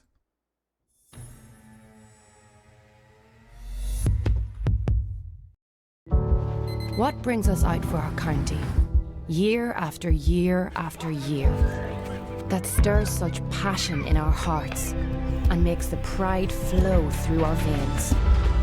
It's our county. It's our people. It's in our blood. When did we meet? We met about 8 years back. Come on, girls, let's go! He just has a way of looking into my eyes. So considerate. Really knows how to treat me. Owns his own business, you know. I think he's gonna pop the question. Better or worse? Much better. Our opticians own their stores, so your care is their business, which can make them rather popular. Apparently, he's seeing half the town. Have a good night. It's freezing. Have a good night.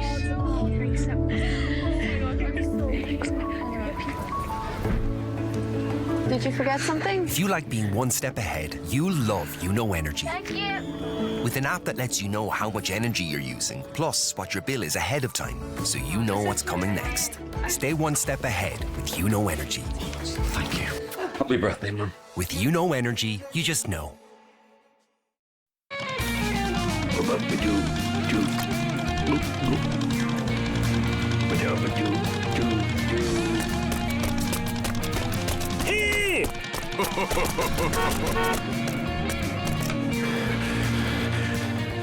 Red Bull gives you wings. With the taste of white peach. The new Red Bull Summer Edition. Wings for your summer.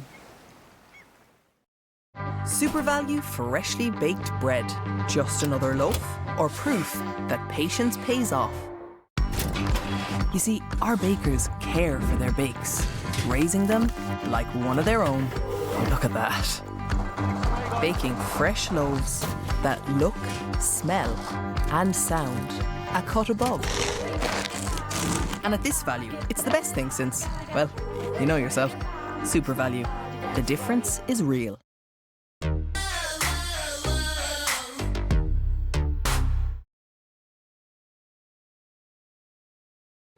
AIB, proud sponsors of the All-Ireland Senior Football Championship.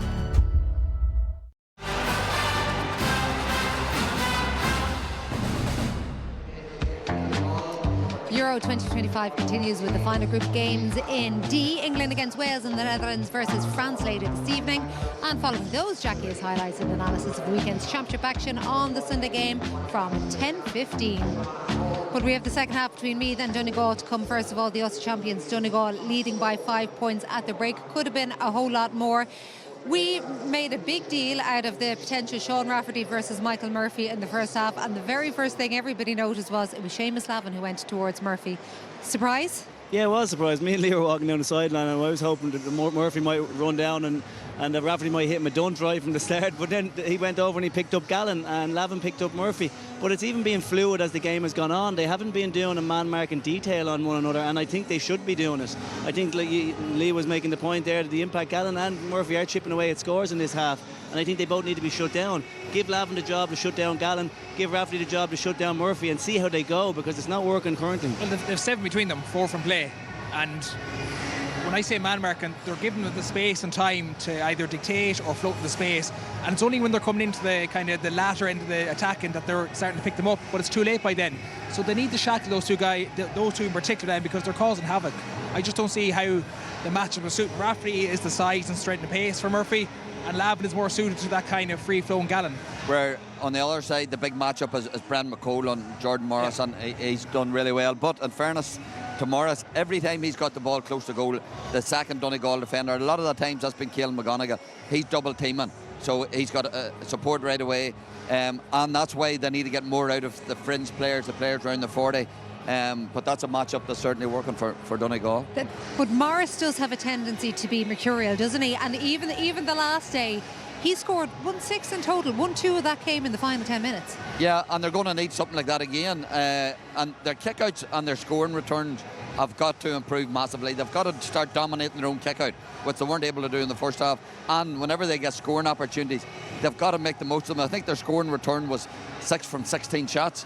That, if they're going to get 16 shots, which is unlikely in the second half, they need to be scoring 13 or 14 of them. So that's if they're going to get back into this game. And with all with Donegal's efficiency, they've still only operated around 50% in the first half. They found it hard. Okay, in the first quarter, they didn't have a wide. They went, 15, 18 minutes without hitting a wide. But they still found it difficult at the end because it is tricky. The conditions there's a swirling wind. So Meath have to be that bit more patient. And that might help them. The whole idea of forcing them like they were doing in the first half didn't work for them. So maybe it is that case. Take a moment, make sure you get to the 80% zone and pop them over, because they need to get a few scores early doors in this game to get themselves back into it. I think they felt, Paul, that they needed to be well up at half time, and once they started to fall behind, panic did creep in and that they did start shooting from positions that they would normally not shoot from. And we know Donegal, long range shooters with that breeze, you know, they could capitalise hugely. And the thing for me is they have to go for it now.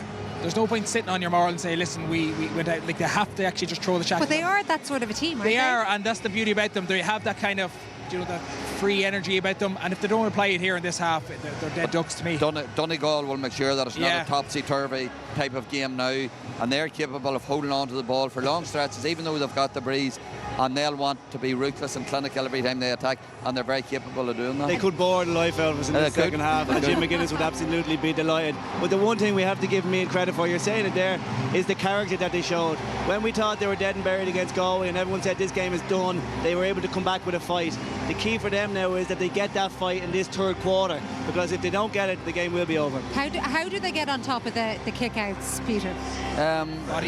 Breaking ball. They have to work in numbers. They have to work in numbers. They've been too isolated. When you're on your own kick-out and you're losing a few of them, the first thing you do is freeze. What we need to see is that they work together as a unit, get underneath the key fielders and be there for them. Donegal outworked them in the first half. It's exactly what we said before the game. This is one of the strengths of this Meath team, is how they work as a unit. So they have to do that in this third quarter. Even the bunch kick-out, they're trying to isolate their midfielders or their half-backs, and it's clearly not working for them. So even if they get, numbers, bunch one side, get it out and make us crap. And their bench. Sorry? Donegal bench. Yeah, we haven't even mentioned the bench here, and no doubt they're going to have a big influence in the second half too. Let's find out as we go back to Endinger. Thank you very much, Joanne. So it's Donegal by 5 at this stage. They still, of course, have bitter memories of losing last year's semi-final to Galway, thanks in part to a 24th minute Paul Conroy goal on that occasion. Hugh McFadden coming across. No changes, Donegal, and of course one change made by Meath during the course of the first half. Brian Menton going off injured, replaced by Conor Gray. Conor Gray is going to compete with Hugh McFadden for this initial throw by the referee, Paul Falloon of Down. So off we go for the second half. And it was punched by Gray back down towards a colleague here who's able to get forward, and that is Conor Duke, supported by Kieran Caulfield. They look for a good start to the second half and try and reduce that deficit. Here's an opportunity. It's Curtis kicking and scoring. Very good start to the second half. Inside 20 seconds, Meath get their first point. Yeah, and Keith Curtis having a great game so far. As exactly the sort of start Meath would have been aiming and hoping for. Well, the breeze, as we mentioned in the first half, is blowing from the left to right. So it is supporting Donegal now for the next 35 minutes. Sean Patton with his first kick out of the second half, straight down through the centre and straight to a couple of Meath defenders back there. It was Seamus Lavin who came across to take it out to Conor Duke now. Has a very good passing range, Duke. They're moving forward with good purpose, Meath. Donegal ready to get going yet in the opening few seconds of this second half. It's total domination on the part of Meath in the early moments. That's Costello in there surrounded, having to let the ball drop. Sean Coffey was in to try and help him out. Then reinforcements arrive as well. Curtis showing a lot of interest. And finally one back there by Kieran Thompson. And out comes Finbar Roarty. And it's the turn of Donegal now to get motoring.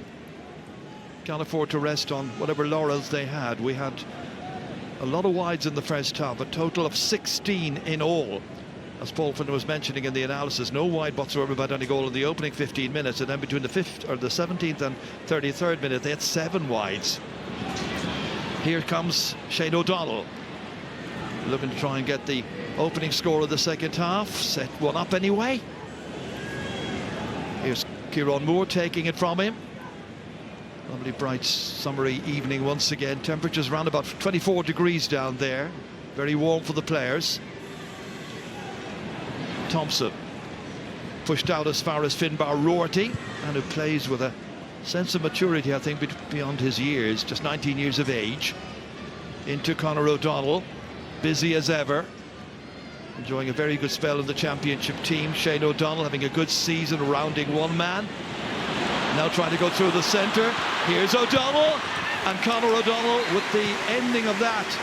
A second point by him, 1 in each half then by the Carndonagh player, 24 years of age, and so once again it's a 5-point difference.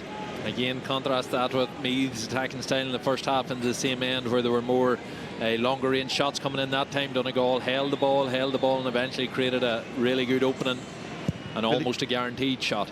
Billy Hogan trying to get this one out into the centre there. The man he was targeting was Sean Coffey, but there were 2 or 3 Donegal players in behind him. The pass was intended for Michael Murphy. He couldn't get to it. So this is going to be picked up by Seamus Lavin,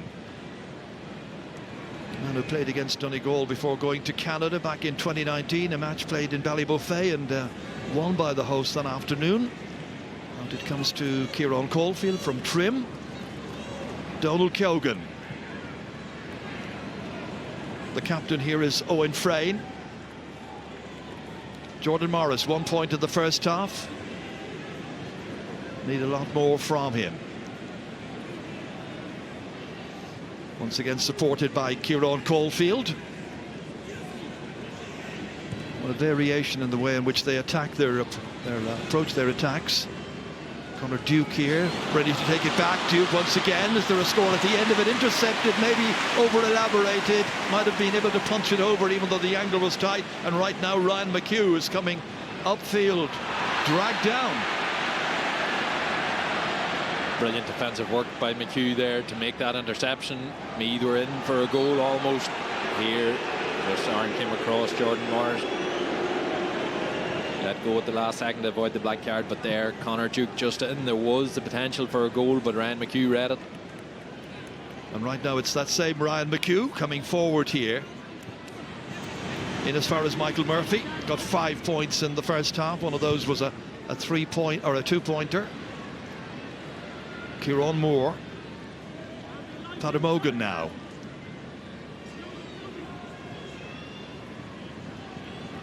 Shane O'Donnell.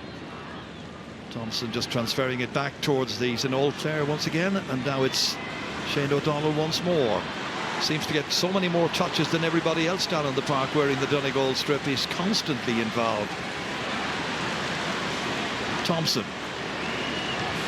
Being tracked there by Conor Gray, trying to stay within touching distance. Donegal looking menacing. Once again, it's Conor O'Donnell. Got that first point of the second half, and here he comes again, raiding once more. And that shot has gone the wrong side of the upright.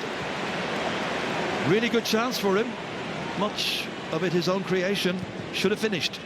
Yeah, he's playing. He'll just be gutted for himself, having done so much good work to not get the score as the reward at the end of it. Rafferty booting it across here as far as Caulfield. And there's an opportunity now for Donald Keogan to carry it down.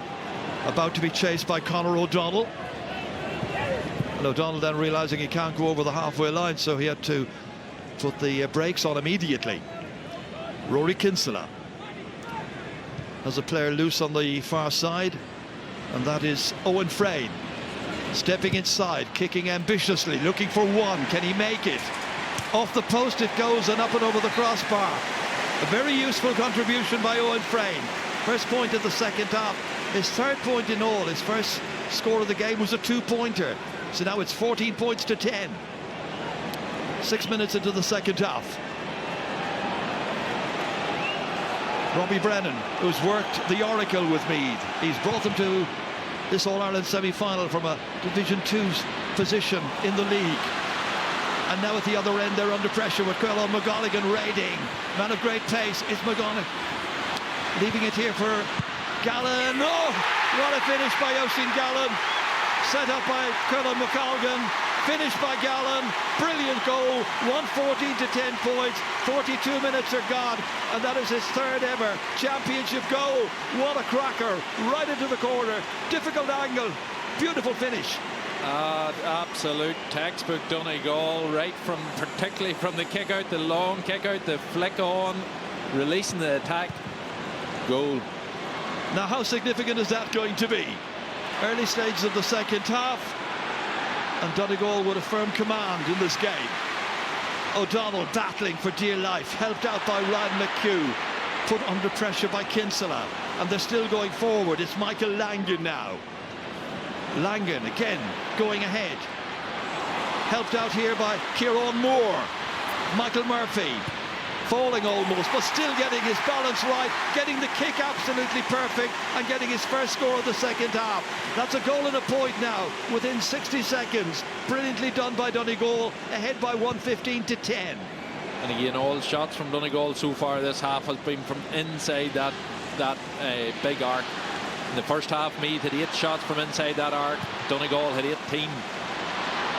Huge ball by Costello down there, but that stat that you're giving us, Enda, that is a very significant one. No, it's massive. Donegal have just such an ability to create those openings inside. Yes, they do have the 2 pointers, but even from early season in the National League, Donegal seem to be favouring just the 1 pointers, even though the personnel that look suited for the 2 pointers, they take them occasionally, but by far and away they are more interested in 1 pointers and cutting teams open inside, not unlike their potential All-Ireland final counterparts, Kerry, who likewise early season made their intention clear in terms of 2 pointers. It was not their priority.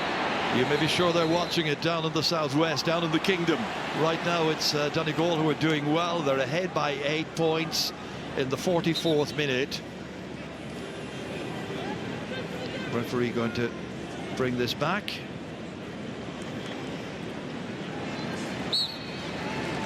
So it's got to be a free in anyway, and it'll be Ryan McHugh who will take it. Changes being contemplated, not just contemplated, but being planned, and Patrick McBrearty is about to come in. Michael Murphy, will he go short with this one? He will. Racing to take it from him is Ryan McHugh. Thought about a transfer to O'Donnell, thought otherwise. In as far as Gallen, he's got a goal after 42, leaves this one short, and Billy Hogan's able to gather it in, take it. And now Meath will have to make every possible opportunity that it can create at the other end count for something. They're under enormous pressure now. They've done well to get to this semi-final, but that's all very well and good. Well, they're out there right now, and whether they've got a chance, they've got to have a real good go at it. Jordan Morris raiding inside, that ball intended for Ronan Ryan, and the ball eventually results as it went loose. There was a foul committed, but the pass was played in there to Ronan Ryan, who had gone forward, never scored a championship goal in his career, playing in his 27th game today. End result is going to be a free in, and it'll be Matthew Costello who will take it. And here comes Paddy McBrearty. Player going off is Michael Murphy. What do you make of that? I make of that job done, to be honest. I think Jimmy McGuinness is already planning ahead now. Patrick McBrearty is not a weakening sub by any stretch of imagination, but certainly Michael Murphy has been immense, as he has been all year. So you're saying 10 minutes into the second half, they've decided with 8 points up that it's an All-Ireland final place. Let's see. Matthew Costello about to take this, looking to try and cut it back down to 7. Still a lot of time.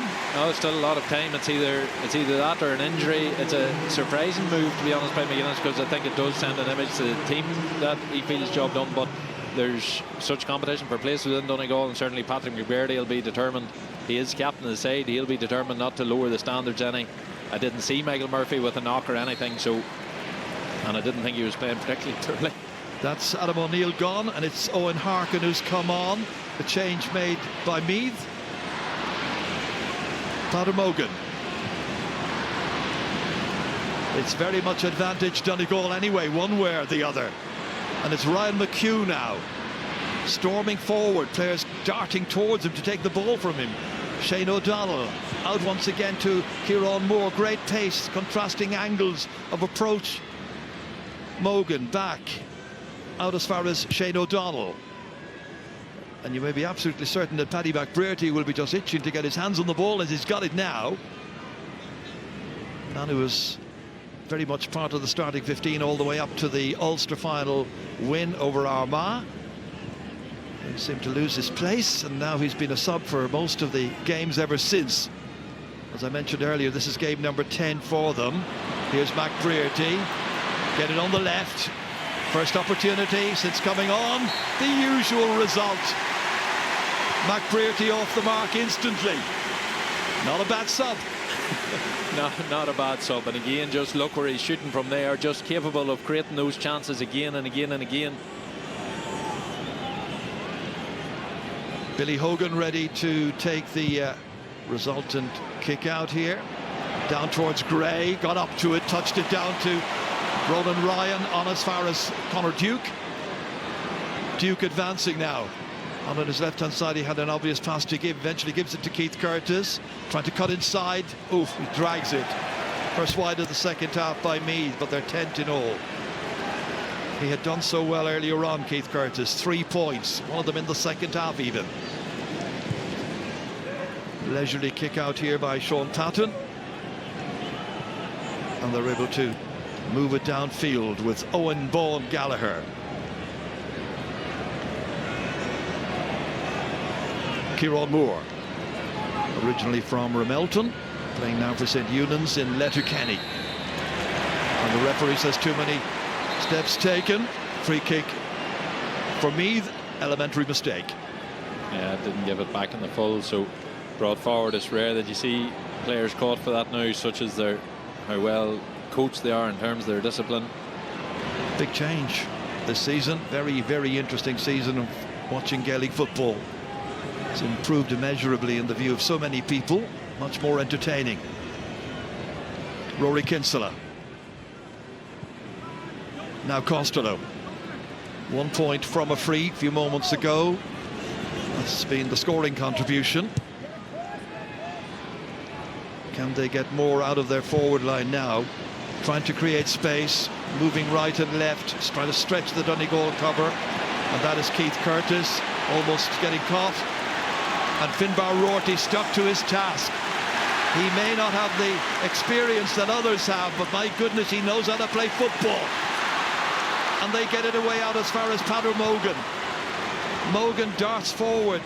O'Donnell says, give it to me. He takes off like a train, moving in field here. Such pace, such quickness. Ryan McHugh. Here comes an opportunity to bury it in the back of the net. And it's Kieran Moore that gets only his second ever championship goal. The fans on their feet, feeling the job is well and truly on its way to being done. And it's 2-16 to 11 points with 49 minutes of the match gone. It's a second goal for Donegal. It's another one for Kieran Moore. And that clip of Finbar Rorty making the turnover that started the goal, it was unbelievable defend by him. Kieran Caulfield now. What's going to be the Meath response? Oh, that is under hit badly. Oh, almost looked deflated as he was kicking that one. But that piece of Finbar Rorty tackling, it showed where Donegal are at defensively. They had 3 against 1 on the far Cusack stand side. Then Meath done what they should do, transferred it quickly. He was isolated 1 against 2, but his quality was such, and here he is. He's going again. Brilliant to watch. It's Rorty laying it in for Thompson. There's another one, maybe. No, this one goes flashing wide of the post, but it got a touch and it's gone for a 45. Real opportunity once again presented to Donegal. Credit the goalkeeper. Got a very strong right hand out to that one and made the save. More substitutions coming up. And coming in is Jason McGee, number 26. And the player going off, Hugh McFadden. Yeah, the Donegal bench, the strength in the Donegal bench been shown for all. Adam Brady, Jason McGee. Not exactly 2 limited subs to be thrown on, but again, that ability of Donegal to counter hard and aggressively, it really is their calling card. And the man who's going to take the 45 is going to be Sean Patton. 5 points in the championship of the past, just 1 this year. Well, this will count for 1 if he can get it, and he nonchalantly knocks it with that right boot right over the crossbar from the 45, and everything is going remarkably well for Donegal. Odds on now to be in the final in 2 weeks' time against the Kingdom. And it's that classic scenario, like the Meath preparation would have been obviously very thorough. They would have picked up that 2 key Donegal threats is the flick-on kick-out from Sean Patton and the turnover and the hard break. Well, that you might know about it, but trying to stop it is a completely different thing. Donegal's 2 goals have come from those 2 exact routes. James McEntee from Curragh comes on in place of Seamus Lavin. McEntee coming on and appearing in his 70th ever match in the Meath colours back there in Croke Park. Let's see what contribution he can make. They have a long way back ahead of them if they can make it at all. That's Owen Harkin. Harkin booting this one, but pulling it, and a second wide of the second half. But it is 11 wides in all now by Meath in this match. Donegal are looking masterful by comparison. Sean Patton. Donegal have got 2 goals and 13 points out of 217, all of them from open play. It's phenomenal shooting. It is when you consider that at one stage they had 7 wides in the second half, only 1 wide, or in the first half rather, just 1 wide in the second half so far. Back come Meath again, and that is another score for them. They needed that one, and contributing it is Conor Duke, his first point of the match in his 9th championship game. But it's 1 back anyway. More changes again being made, and Quillan McGonigal now is the one who's coming on back from injury, back in the team and replacing Quillan McColgan.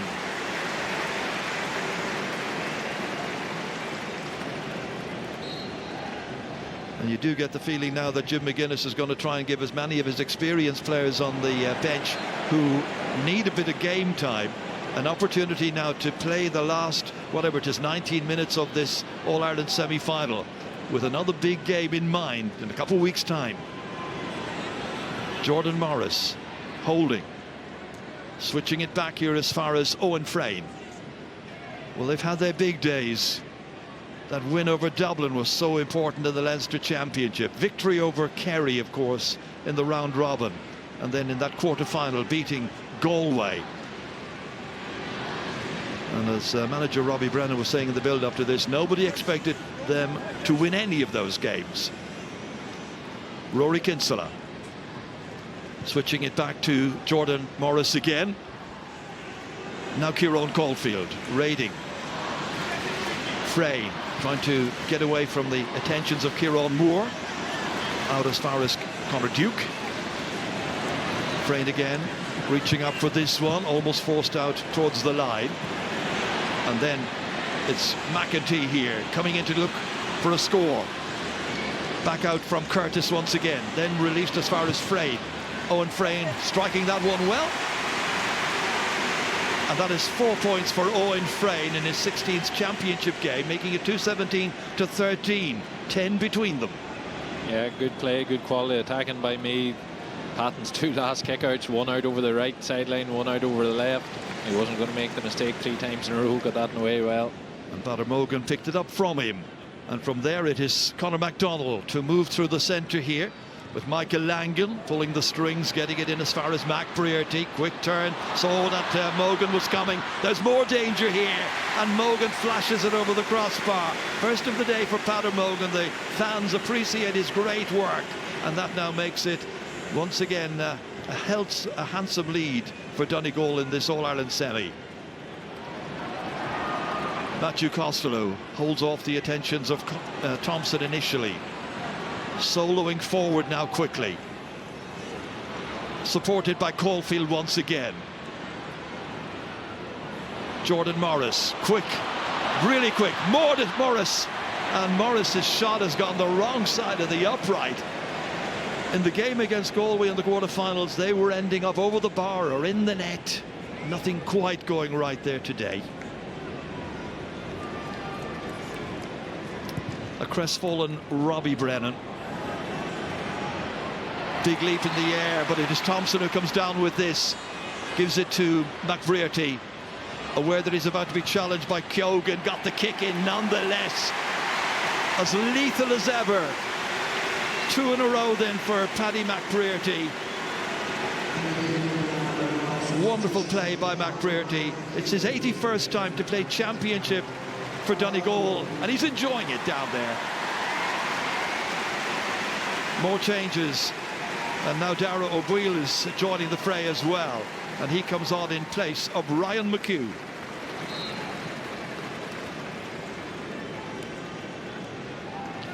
Yeah, strength of the Donegal bench and resting key players now at this stage, or at the very least taking them out of harm's way, the potential for injury at this stage. Billy Hogan's delivery eventually reaches Ronan Ryan, fires it forward here for Owen Frayne to go after, but it was right down around his bootlaces.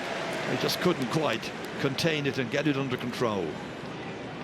So turned over, and it will be Kieran Moore who will put it back into play once again. I think Moore has now drifted back into Ryan McHugh's position. Not that you'd know, because he plays everywhere and anywhere. And then Rorty is more than willing to go forward also. And then the strong running Conor O'Donnell, 2 points already in the game, and you now can make that 3 by O'Donnell. Flattened as he was eventually kicking it, but made the most of his chance, and Donegal lead by double scores in points, 26-13. Kieran Moore set up that attack. He's just an absolute Rolls Royce of a player. Has had a savage year for them, this endurance man. Owen Harkin bringing it out for Meath. Still about 15 minutes to go. Rory Kinsella. Oof, trying to link up with a player, expecting somebody to come and take it from him. The heads have dropped a bit, but they're still trying their level best, Meath. Kieran Caulfield. Costello.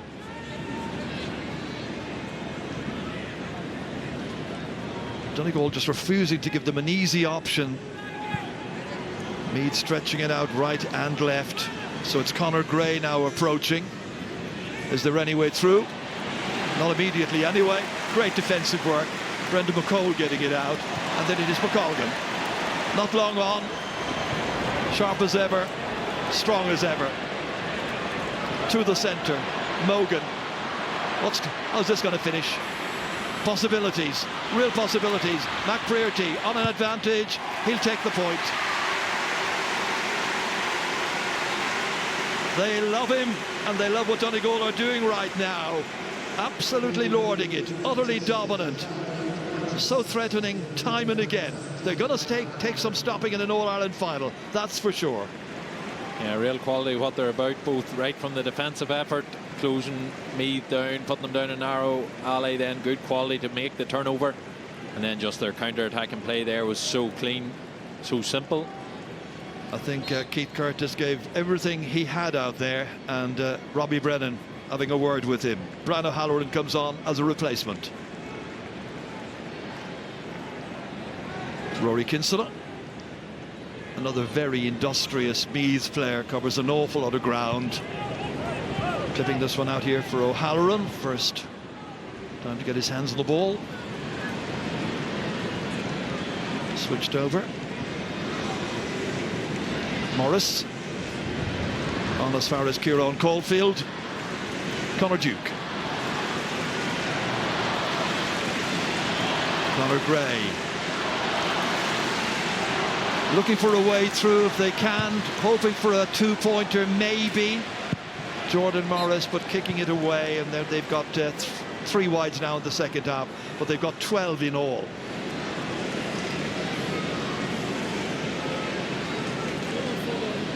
Earlier on in the campaign, those shots, those two-point efforts in particular, they were going over. They were enjoying some great days.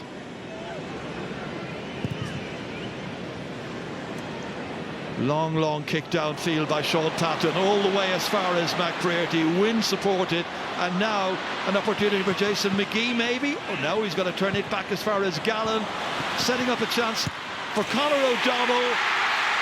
And O'Donnell gets his 6th ever championship goal in the 58th minute. Beautiful contribution by a couple of players there. Unselfishly played it around into the hand of Conor O'Donnell, finished with some aplomb. It's a 3rd Donegal championship goal in the semi-final. What a performance by them. They have been outstanding. Yeah. The ability of your goalkeeper to pick out a man in the far arc, and Paddy McBrearty is a useful tool to have in the toolbox that not many teams do have. He was actually aiming for Jason McGee and overhit him into the hands of Paddy McBrearty, and from there again just simple high quality play. Oisin Gallen's pass was beautiful. And there are still 12 minutes to go. The margin is 17 points. Oran McFadden Ferry comes on in place of Padder Mogan. That's 5 subs now used by Jim McGuinness and Donegal. Meanwhile, Conor Duke and Meath keep on going, looking for a few more scores. Over to Kieran Caulfield.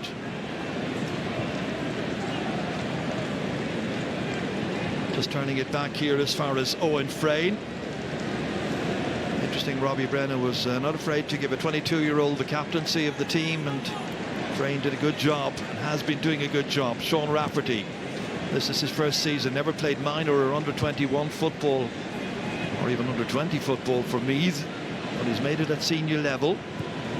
Rory Kinsella over to Duke. First championship season, not rewarded with a point there, however. Their finishing really has just simply let them down. Nothing you can do about it. Some days you get them, some days you don't. Yeah, they're always good. Look, any underdog, you need everything to go for you. You need a day when your shooting percentages are really, really high, and when it hits the opposite end of the scale, then you're always going to be in difficulty. But look, Donegal have also been excellent about their task today. A wee bit wasteful at times with good chances up front, but the vast majority of the time just immensely well organised, know what they're at, very, very composed, playing with a huge experience that Meath simply can't have yet at the stage that they're at. Well, I think Donegal have been immeasurably better in the second half than in the first half, where they had a total of 7 wides, led at half-time by 13 points to 8. In the second half so far, they're leading Meath by 3-8 to 5 points, so 3-8 scored by Donegal, and here we are with 10 minutes still to go. Shane O'Donnell. Quick look up. There's a big, huge gap between the 4 men they have up in and near the Meath goal area. Now they can patrol through the centre, and now it's Darrow O'Gwill's turn, and it is Moore's turn to add to the goal he got after 49 minutes. So now a goal and a point for the 23-year-old from St. Eunan's. Fabulous footballer, great pace, great finishing ability as well.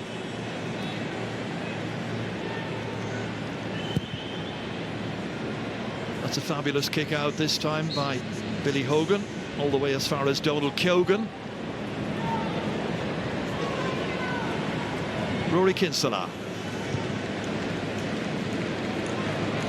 Well, everybody in Meath knew that this was going to be a huge task this afternoon up against Donegal, who were hot favourites. Here's Kinsella. And the shooting just left them down today, and the stats bear that out. They tried a number of wildish shots in the first half for 2-pointers when maybe an ordinary conventional 1 point was on. More changes about to be made. Rory Kinsella is going off, and the player who's coming on now is going to be Shane Walsh, number 24, on for his 17th championship appearance.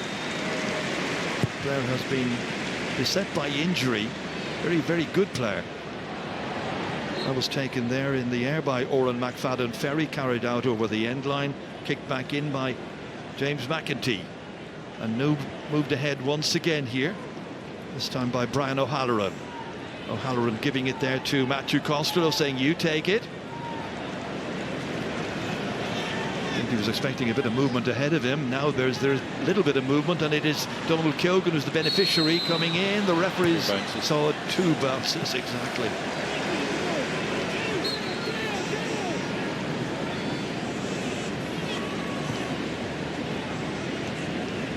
Well, this is where that happened. The referee spotted it, so did everybody else. That was left behind rather carelessly by Shane O'Donnell here, but coming in to spare his blushes was Brendan McCole, winning the ball back once again, knocking the way out here as far as Finbar Rorty. On he goes. What a first season he's had. Not just a great defender, but he scored a goal and 5 during the championship also. Michael Langan turned back into Kieran Thompson. McGee now playing his club football in Monaghan with Corduff. Kieran Moore once again patrolling right through the centre, taking it back there from Shane O'Donnell, transferred back out. Langan shooting practice at this stage. That's his 3rd of the day, 1st of the second half, and now it is 3:23 to 13 points. 3:23, some scoring only 1 2-pointer, that free by Michael Murphy in the first half. As you mentioned earlier, that is something that Donegal deliberately seem to do. Just stick with getting ordinary 1-point scores if you can. You don't necessarily have to go for 2 points all the time. Sean Rafferty into Keoghan, fed inside. It's Rafferty here and well blocked down. They may be winning the match handsomely there, but that was a very good block that time by Colin McGonigal. Ball has ended up going over the crossbar. A point by Sean Rafferty, his first ever in championship football. It looks as if it's his just last persisted. It looks as if it's his last contribution, unfortunately, too. He just immediately turned and pointed to the line that he needed to come off. He's had an immense year. Him and Finbar Rorty have been just two standout defenders. He's had to come off in 1 or 2 of the matches I watched earlier on as well, late on. That runs all the way through, fed forward by Owen Gallagher on as far as Patrick McBrearty. Back to Kieran Moore. Score of a goal and a point in this semi-final. Kieran Thompson. Switched out here as far as Oran McFadden Ferry. Coming in from the wings is Shane O'Donnell. About 5 minutes left to go. Thoroughly convincing performance by Donegal, comprehensively winning this match against Meath, doing everything they have to do. And Darrow Boyle, season opening, given a chance, has to take it. He does. Smile on his face, gets among the scorers as well. Nice little change of direction. He began the campaign way back along the preliminary round against Erie with a goal and 4. Man of the match that day. He's one of those players unlucky to lose his place, and when you lose a place in a really competitive squad, somebody else gets in. You can have a year where you're sitting on the bench and it's no real reflection of your level as a player. It's just the way it is sometimes. But certainly a fine addition for Donegal, and shows the strength of their squad. Yeah, just a reminder there that the Sunday game nighttime programme is 10:15 tonight. Owen Vaughan Gallagher from that fist down. It's a case of who wants to take it, and that was Van. Had the option of a goal there if he wanted to take it, but he got his second point of the second half and his 4th point in all in the match. Let's keep an eye on McBrearty here. His reaction over to the left-hand side whenever he takes the shot's hilarious. He's not happy at all. Not one happy bunny, that's for sure. He shook hands afterwards then. Again, a kick out here straight to Sean Coffey from Ballinabrackey. Owen Harkin. Feet out, ball in. And it's won back again by Kieran Moore. Even at this very late stage of the game, with the game well and truly won, it's been won for, I suppose, most of the last half an hour anyway. They still won't give me the sniff of possession if they can possibly manage it. Well disciplined, well drilled, and looking ahead now to an All-Ireland final appearance. Oran McFadden Ferry. They'll be up against the Kingdom. That's a fabulous ball inside if they can make it. Ooh, not quite able to do so. They're claiming that there was a Meath player who came across them there. Somewhat unceremoniously dumped out, I think we can call that one. Yeah, it was James McEntee. No, Donegal have been emphatic today. Kerry were emphatic yesterday against Tyrone, to be fair. So it sets up a huge final between two right informed teams. Another 2 teams wearing the green and gold. Matthew Costello. Referee just telling them to hold it, and free kick coming up. It'll be taken by Owen Frayne. Very disappointed looking Matthew Costello picking himself up.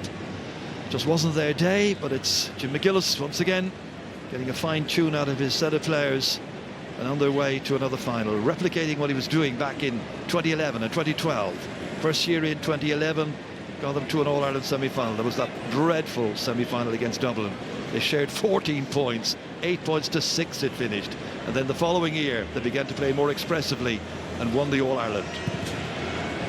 This one might come in yet. It started out, but it's come in, and it's a very fine score. Owen Frayne gets his 5th point of the match, this one from a free. So 325 to 15 points. Another pattern bomb. This time cut out. No, well cut out, but not retained. And so McBrearty raids again. Thought about a 2-pointer. Didn't need to do that. Thompson. And Thompson boots this one over, just to make sure everybody remembers that he could score as well. And that's a point in each half now for Kieran Thompson. Now got his first championship goal ever in the game against Louth a few games back.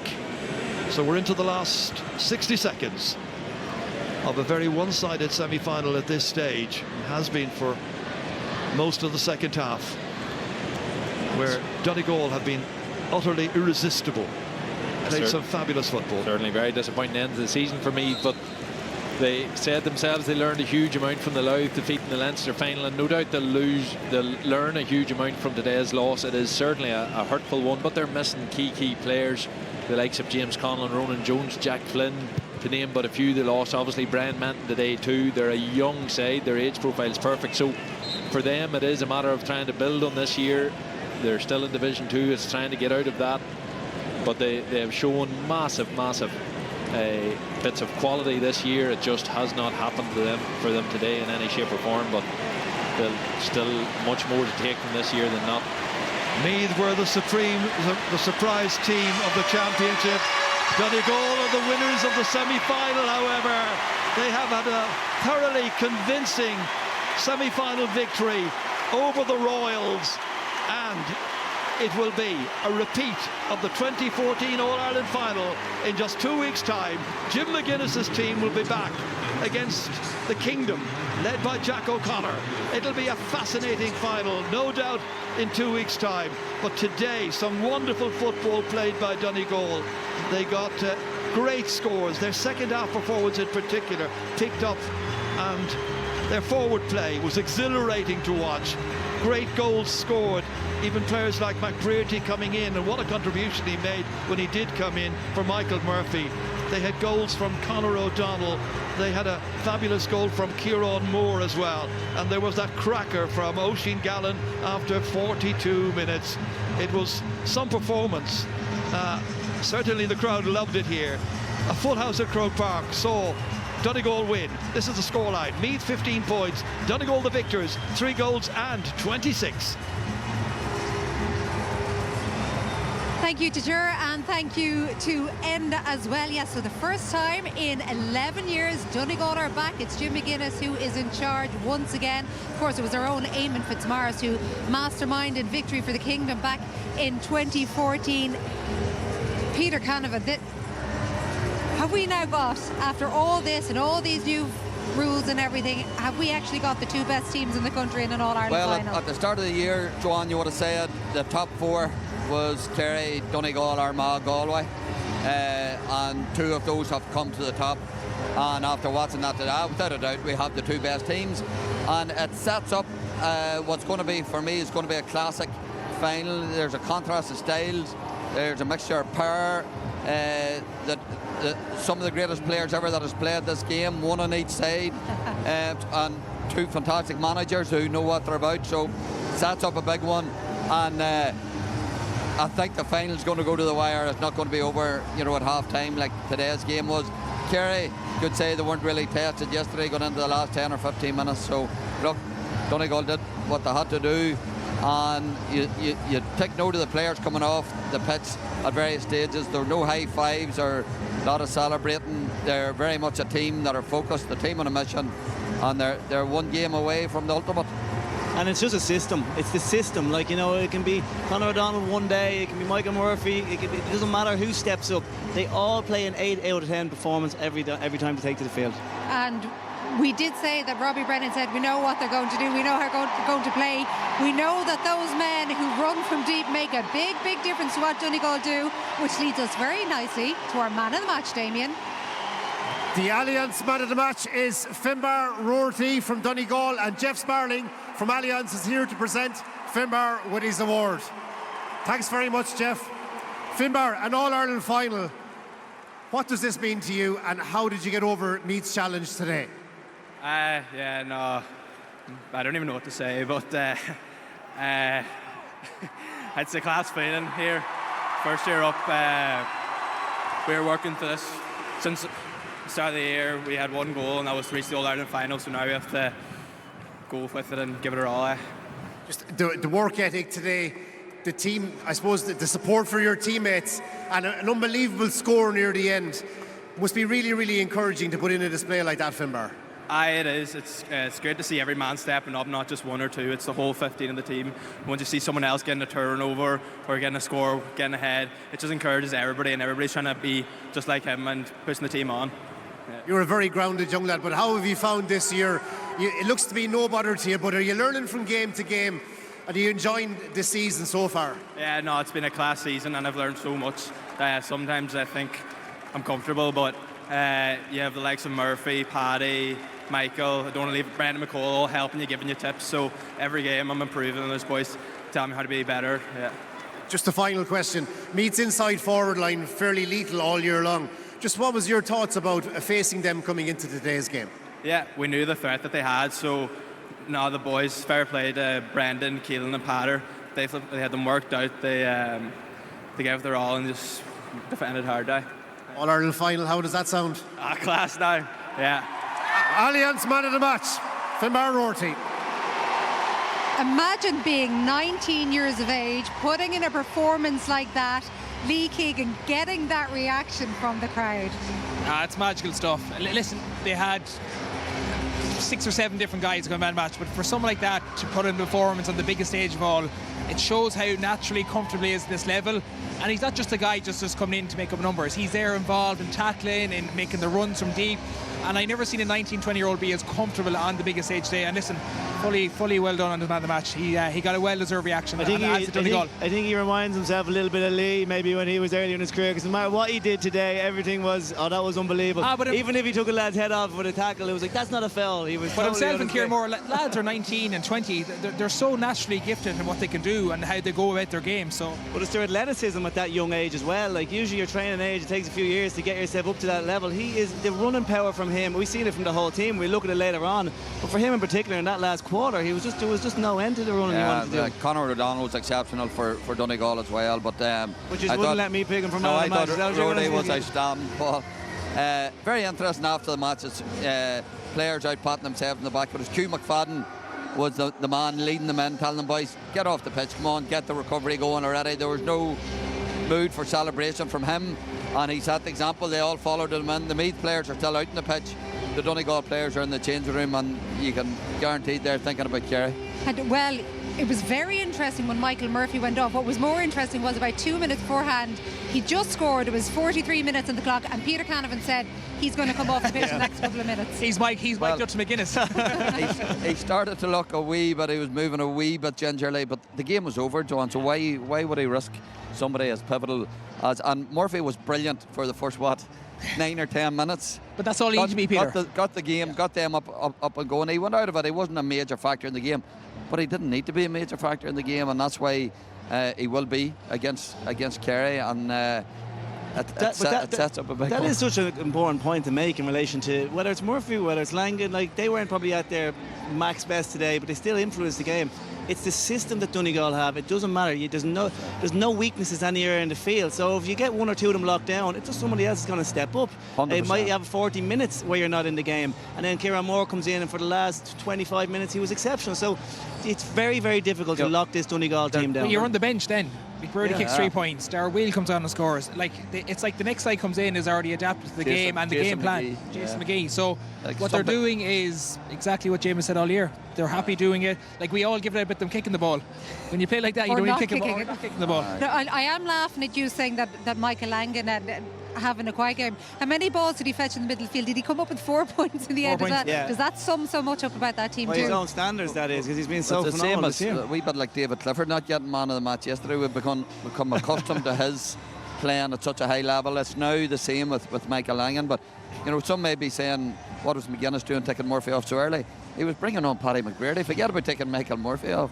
You know, McBrearty has looked really sharp in the quarter-final. He's come on today and has looked brilliant. But there's a number of other men on that bench capable of coming on and replacing the Donegal, and that's why they, as a team, as a squad, are in such a strong position going into the final. Just a quick word for Meath there, which was almost a dream season up here. Okay, they were very disappointed with what happened in the Leinster final as well.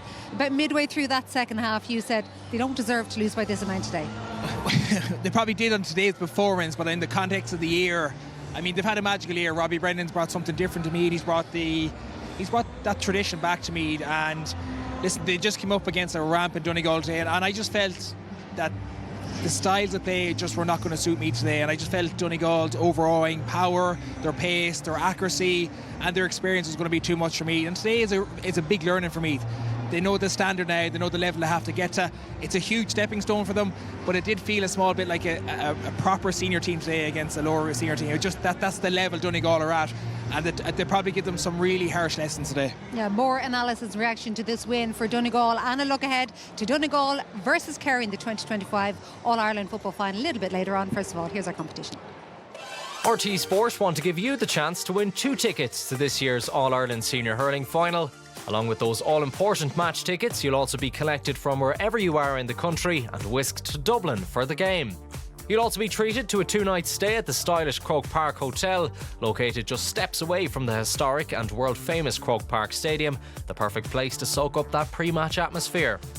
There's champagne on arrival, breakfast each morning and dinner on both nights in the hotel's stunning restaurant, the Hawthorn. Find out more at doylecollection.com.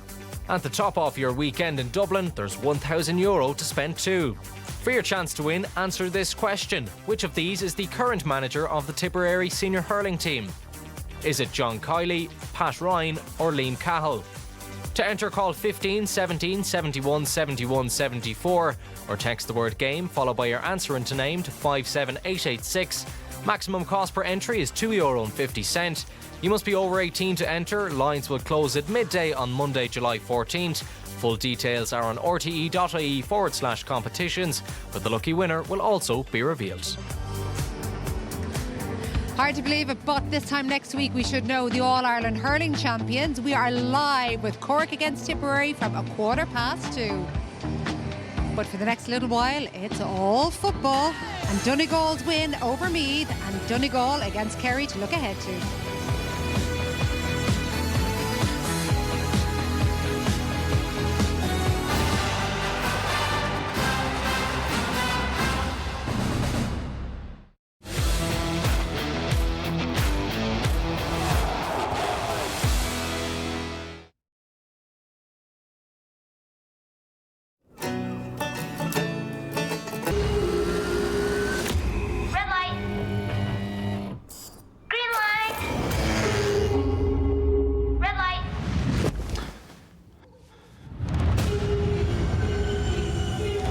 Game is served. €9 a month. Search Sky TV.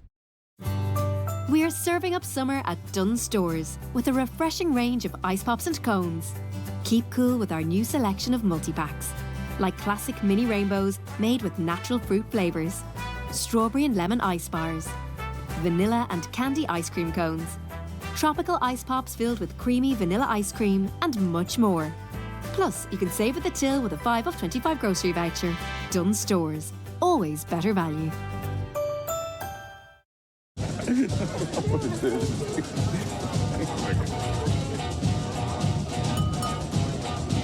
Guys, make way. For the designated driver.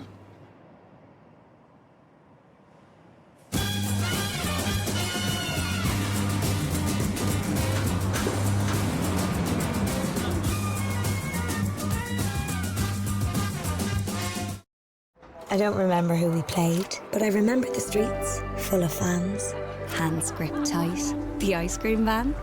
It felt like the whole county was there. Then suddenly the world stood up. I couldn't see a thing. You picked me up, then flags went up. Electric. I don't remember who we played. I don't recall the score, but I remember that sunny day. Will forevermore. The GAA Football and Hurling Championships. Experience the unforgettable. At 123.ie, we have one of the best car insurance policies with more benefits included as standard. Don't you forget about me. So, you can forget about us and remember the more important things. 123.ie. Give better a try.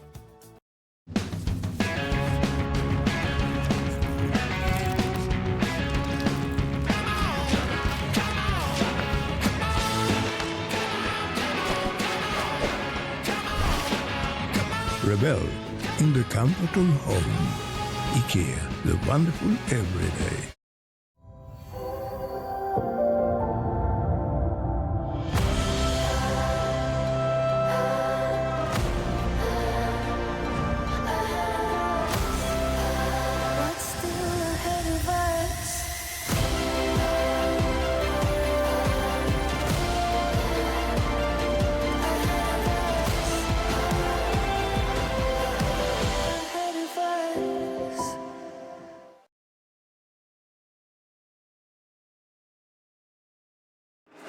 SuperValue believe in community, and community includes everyone.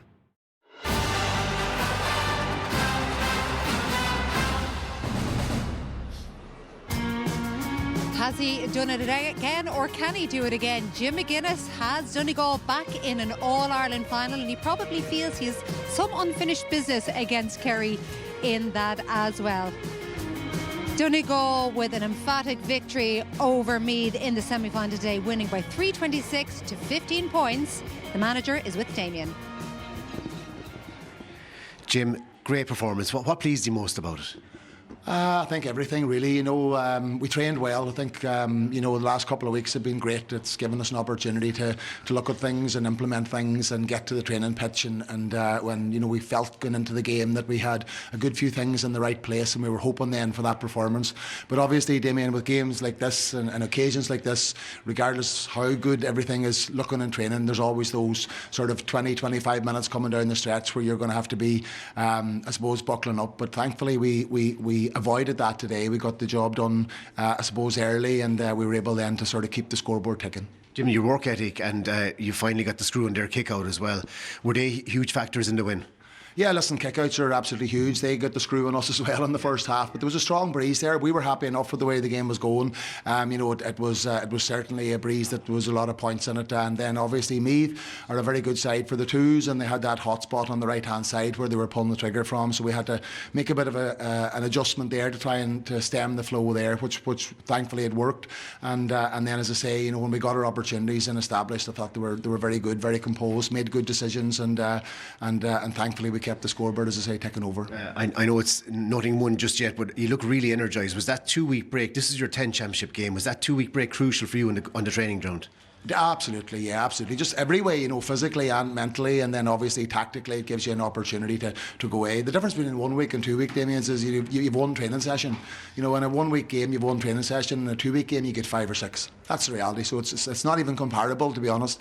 But no, we're where we wanted to be. That's the bottom line. We're going to play a team now that know their way about Croke Park and know their way to one All-Ireland. So it's going to be a very, very tough battle. But, we're there now, and we want to take that battle on head on. And Jim, they went for a lot of 2-pointers. They weren't quite accurate today, but you trusted your team maybe to go for the 1-pointers and keep ticking away at that the whole time. Yeah, no, listen, we're working on things all the time, but the bottom line is football's about making decisions, and the more good decisions you can make, the better. That's it. And I don't think there's any point going down any kind of a rabbit hole too far. You've got to trust the players. You've got to trust the fact that they can make good decisions in real time. And if we can, as coaches, then make any kind of tweak to help them in that journey, that's what it's all about. So very, very proud of them, Damien. Very proud of them, the way they went about their business, and hopefully now there's another big day in us. And Jim, a final question. You were able to give the bench a good run as well, and Paddy McBrearty came on from Michael Murphy after 45 minutes. I don't know if Michael was injured, but Paddy certainly seized the day, and that's what you want, I guess. Your subs pushing so hard to get a starting spot. Certainly, and some of the subs that are going well in training didn't get on the day. Owen McFadden Ferry been excellent. We wanted to get him in. Keelan McGonigal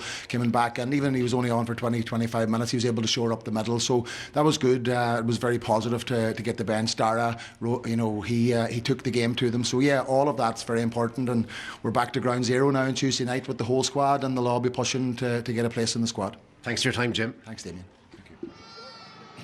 That is for sure. I'm not sure what's more frightening. Is it what might happen with these seagulls above our head, or that running game from Donegal, Lee? I think one thing is frightening, that they're having a 2-week break, so we've seen what they did today. But yes, their running power is ridiculous. I think this comes from the turnover of Rorty at a pivotal moment. Yes, Donegal were in control, but I thought it was a huge moment in the game. Gets great turnover, and just look at the power running coming from deep.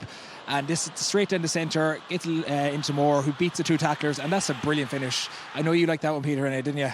Yeah, low and hard, but again, where did he make it run from? Deep inside his own half. Same again, starts with Rorty again. Just watch him after he gives the ball. There's no thinking that's my job done. He's steaming down. Look where the space is. He's attacking the space. What's good about this, he takes in about 3 or 4 Meath defenders. What does he do? Give the right option. Jim talked about decision making. Kieran Thompson went for the goal. That was actually a brilliant save. It was heading to the top corner. So, look, the decision making, as he talked about, all over the place was superb. Very interesting, the last point he made there. You know, the managers and finals and people are pushing for places and all the rest.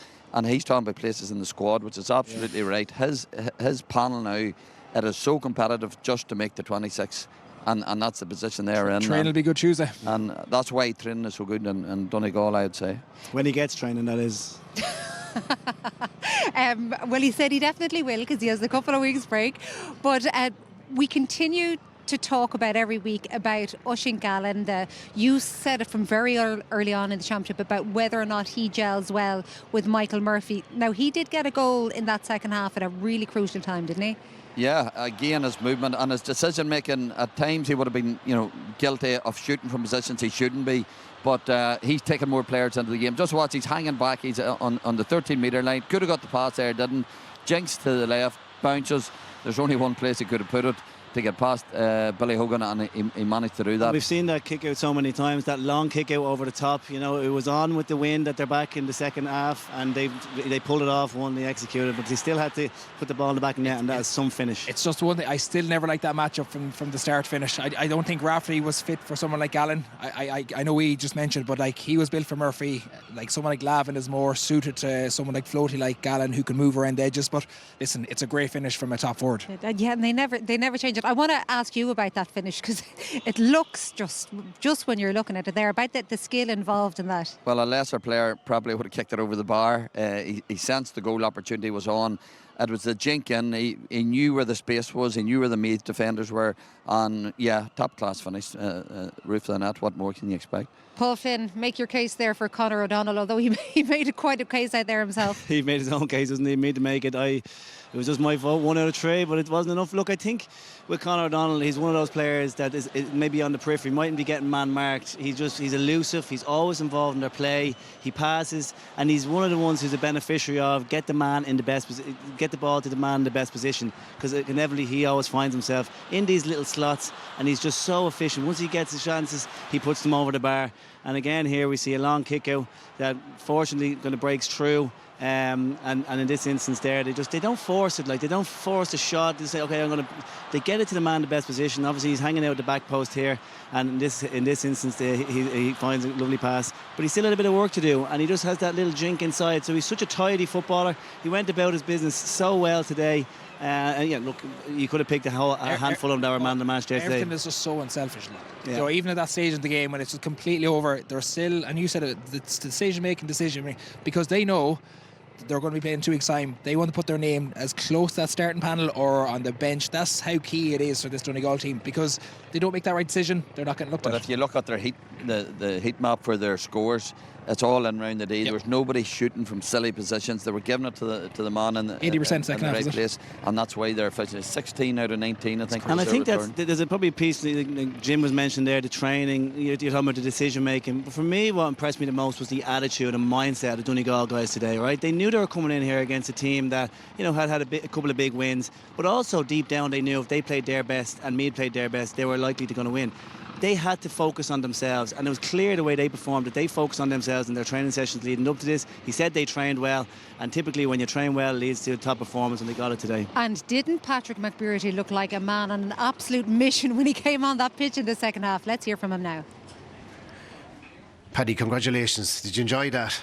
You 45 minutes on the field, and you really tore into that game when you could as well. We're absolutely delighted in there, to be honest. It's been a long road back for this group, and there's not many of the group that have been here before, but we're delighted to get over the line today. Really, really good Meath team, and we'll enjoy it this evening and get back to training Tuesday and look forward to the next 2 weeks. Just before we talk about today's game, Paddy, just to get back here, to get back to the levels that you know you were capable of, to get young players in, to mix it with your experience, how hard has that been over the last few years? Disappointment last year as well. It was tough there when Declan left, I suppose. There was kind of a core group of young fellas, and some of them left, and we had a tough year in 23, but Jim came in there and he's really blended everyone in. So there's a few of the old boys there still left there, but he's taken in a lot of young good guys, and they're a pleasure to deal with, and you couldn't ask for better lads to come into the setup. Paddy, just talking about those young lads, Moore, young Finbar, Rorty as well, what do they bring to the setup?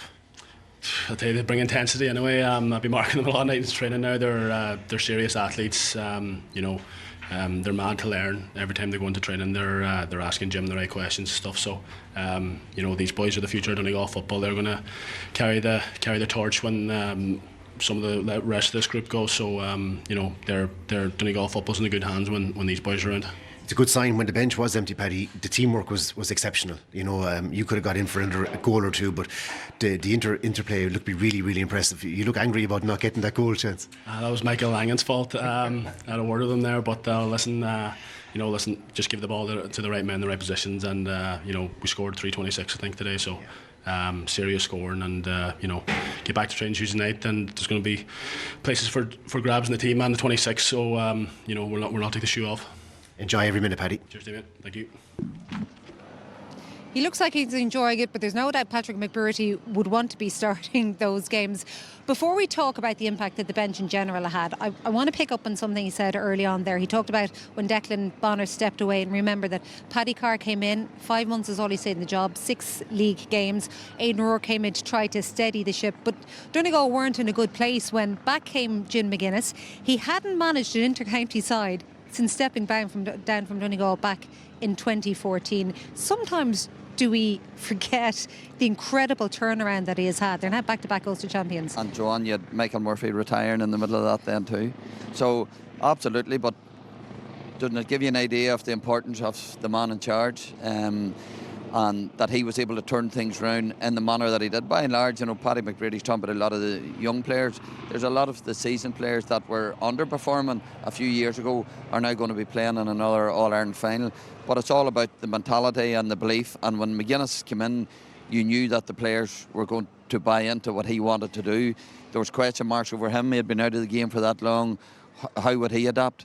And to the new rules, how would he adapt? Well, sure, we've witnessed that today, and we'll witness it in a few weeks, how well they've adapted. So, remarkable turnaround, but to me, certainly no surprise. It's also nice to see that he's brought Neil McGee and Colin McFadden with him. I'm not saying nice as in, but from the county point of view, it's a positive step. These are the next generation, so they're learning from Jim McGuinness, arguably one of the greatest Gaelic football managers, and they get to learn for the next phase. So maybe one of those is in a position to at least challenge for it when he does decide that he's this guy here. He's around forever. This guy being Patrick McBrearty, by the way. Yeah, but he's around. We played him in the All Ireland 12. He was only an 18-year-old kid. He's still doing what he was doing. Well, you did say that he would make a big difference when he came on, and Absolutely. that the bench for Donegal was going to have a huge say in things. Yeah, but the hunger when they come off, and he's your captain, Joe. He wants to make that captain's role, and everyone that came on today put their hand up. This is one of the first plays where Paddy comes on and he just slots over, just a lovely score, and that's what he's been doing all his career. And he actually looks really sharp and fit every time he comes on. But the contribution of everybody, they can play half forward, half back, pat and long kick out again, straight down the middle, hand pass to Paddy McBrearty again. And again, he knows exactly what he's doing. Lovely little dummy hop or solo, and he slots over the bar again. So, they're doing things that they've been doing naturally all the time, but it's just the belief and the freedom that allowed to do it. Yeah, look, and the other thing is he's the captain, and is he enjoying the fact that he's playing that bench impact role? Probably not, right? But at the end of the day, he was starting earlier on in the season, and he wasn't having as much of an impact as he's having now. So he's playing a leader's role by doing what he's doing, and coming off the bench, there's no cornerback is going to want to mark him after trying to tie down a Michael Murphy or someone else for the first 45 minutes. And he doesn't like not getting the ball past him when he stayed through. And he made sure we all knew about it as well. And there, Darragh Boyle, of course, there at the end. He was man of the match in Donegal's very first championship game of the season, and he's playing a bench impact role at the moment, but who knows who the starting 15 is going to be in a couple of weeks' time. We'll be looking ahead to that, and we'll be hearing from Robbie Brennan in just a moment.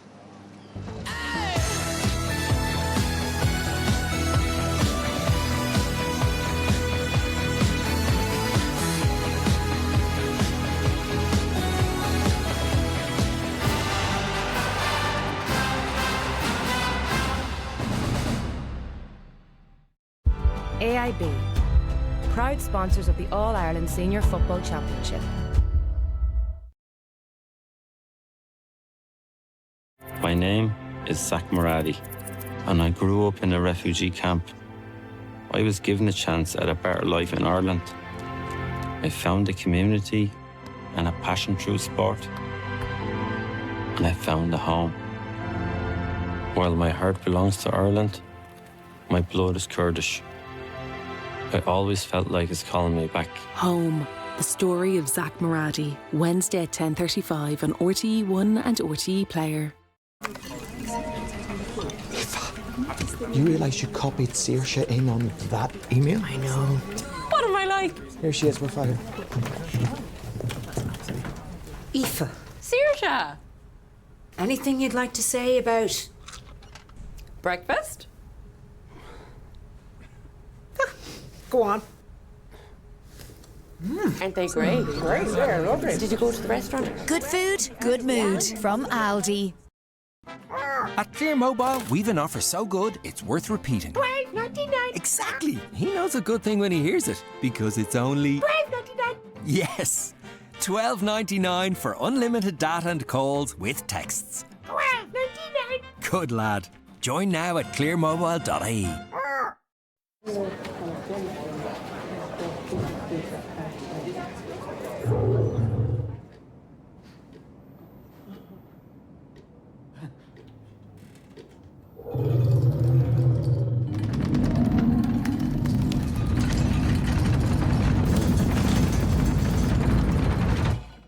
Got Big McDonald's hunger? The new Big Arch is here.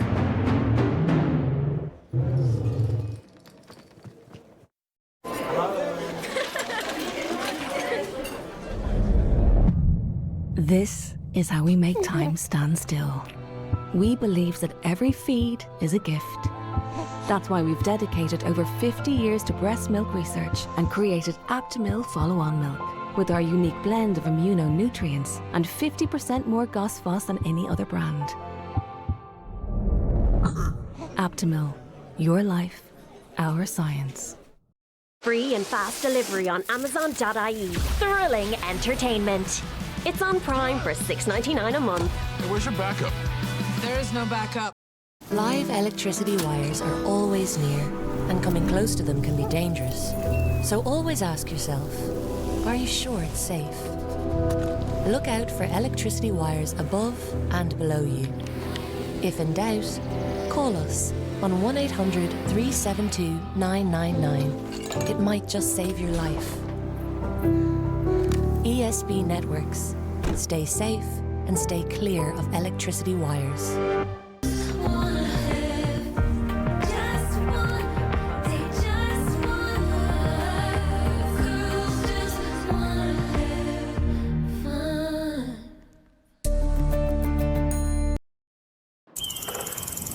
I think I left my bank card somewhere.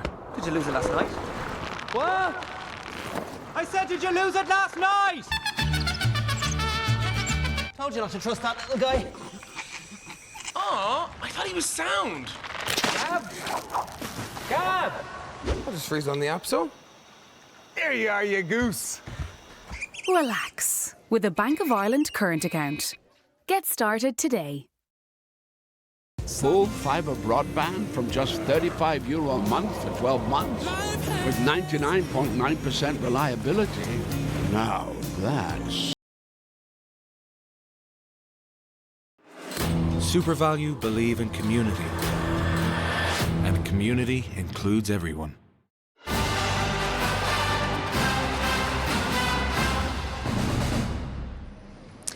It's been some first year in charge of Meath for Robbie Brennan. Got to a Leinster final, had victories over Dublin, over Kerry and over Galway, but an All-Ireland final and a Donegal team were just a step too far. Here is Robbie Brennan with Damien.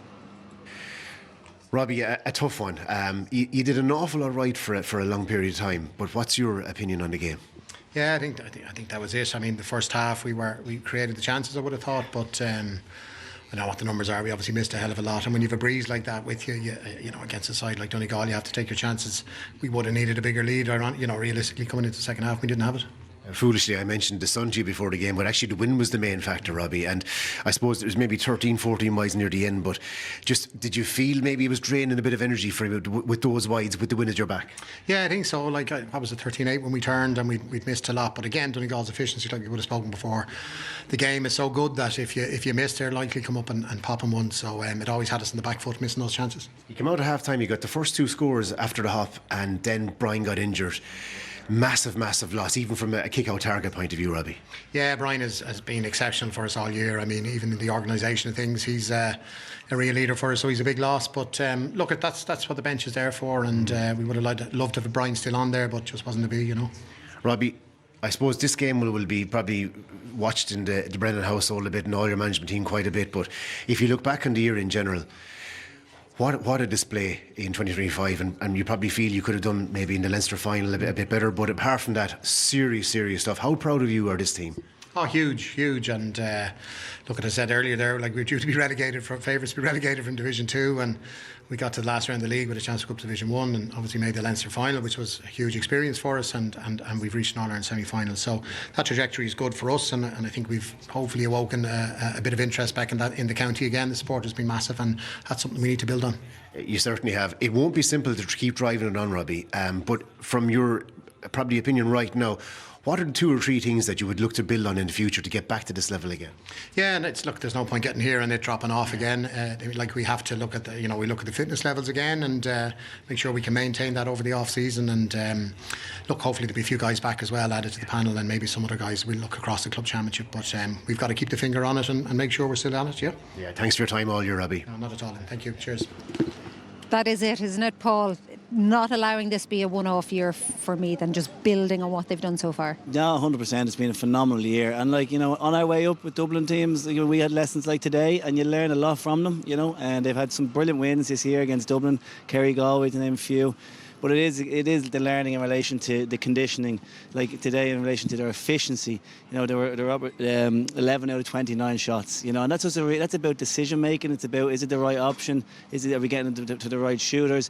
So there's a lot of positives. But going into next year, there's some exciting things they can go after. Try get themselves promoted to Division 1, where they'll be operating at this level every week, and try go after winning Leinster, which is definitely 2 things that are within their goals for next year. So I think he's done a phenomenal job. I think it's about making sure you capture everything positive that went well this year, and then building on it and getting new guys in and getting some of the injured guys back as well. So that's next year for Meath. 2 weeks' time.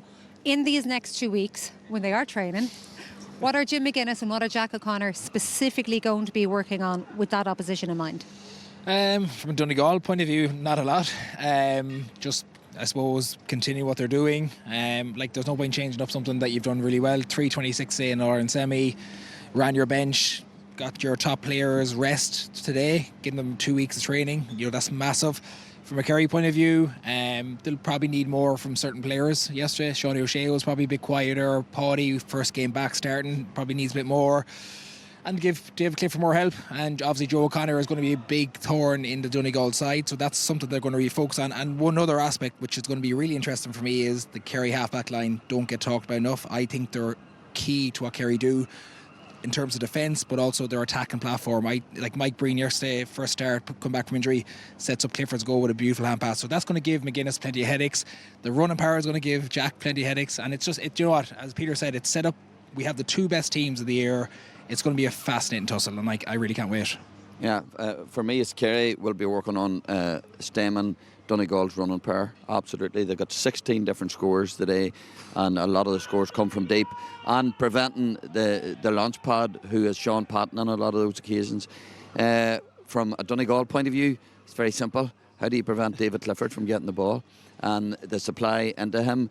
Now, Tyrone did well with Paddy and did well with Sean O'Shea. If you leave space with David, you're asking for Which trouble. is exactly what Malik O'Rourke said. But Donegal are very good at creating that spare man and getting a 2-on-1 defensive situation. But they can't afford to do what they did today and let Meath have the ball outside, and because Paddy and Sean O'Shea and others can kick from distance. So that's what Donegal's going to be working on, and sets up a brilliant final. Sure, Peter, and the kick-outs. All about the kick-outs. More on that in a little while. And just one more reminder that our next live match is the 2025 All-Ireland Hurling Final. Cork against Tipperary. We're live from 2:15 on next week's Sunday game. And Jackie has more on this weekend from 10:15 tonight. But for now, thank you to Peter, to Lee and to Paul. Just 2 weeks then of men's Intercounty Championship left. Or is it? Who'd count out anything in this crazy season of Gaelic football, especially when Jack O'Connor and Jim McGuinness are involved. Bye-bye.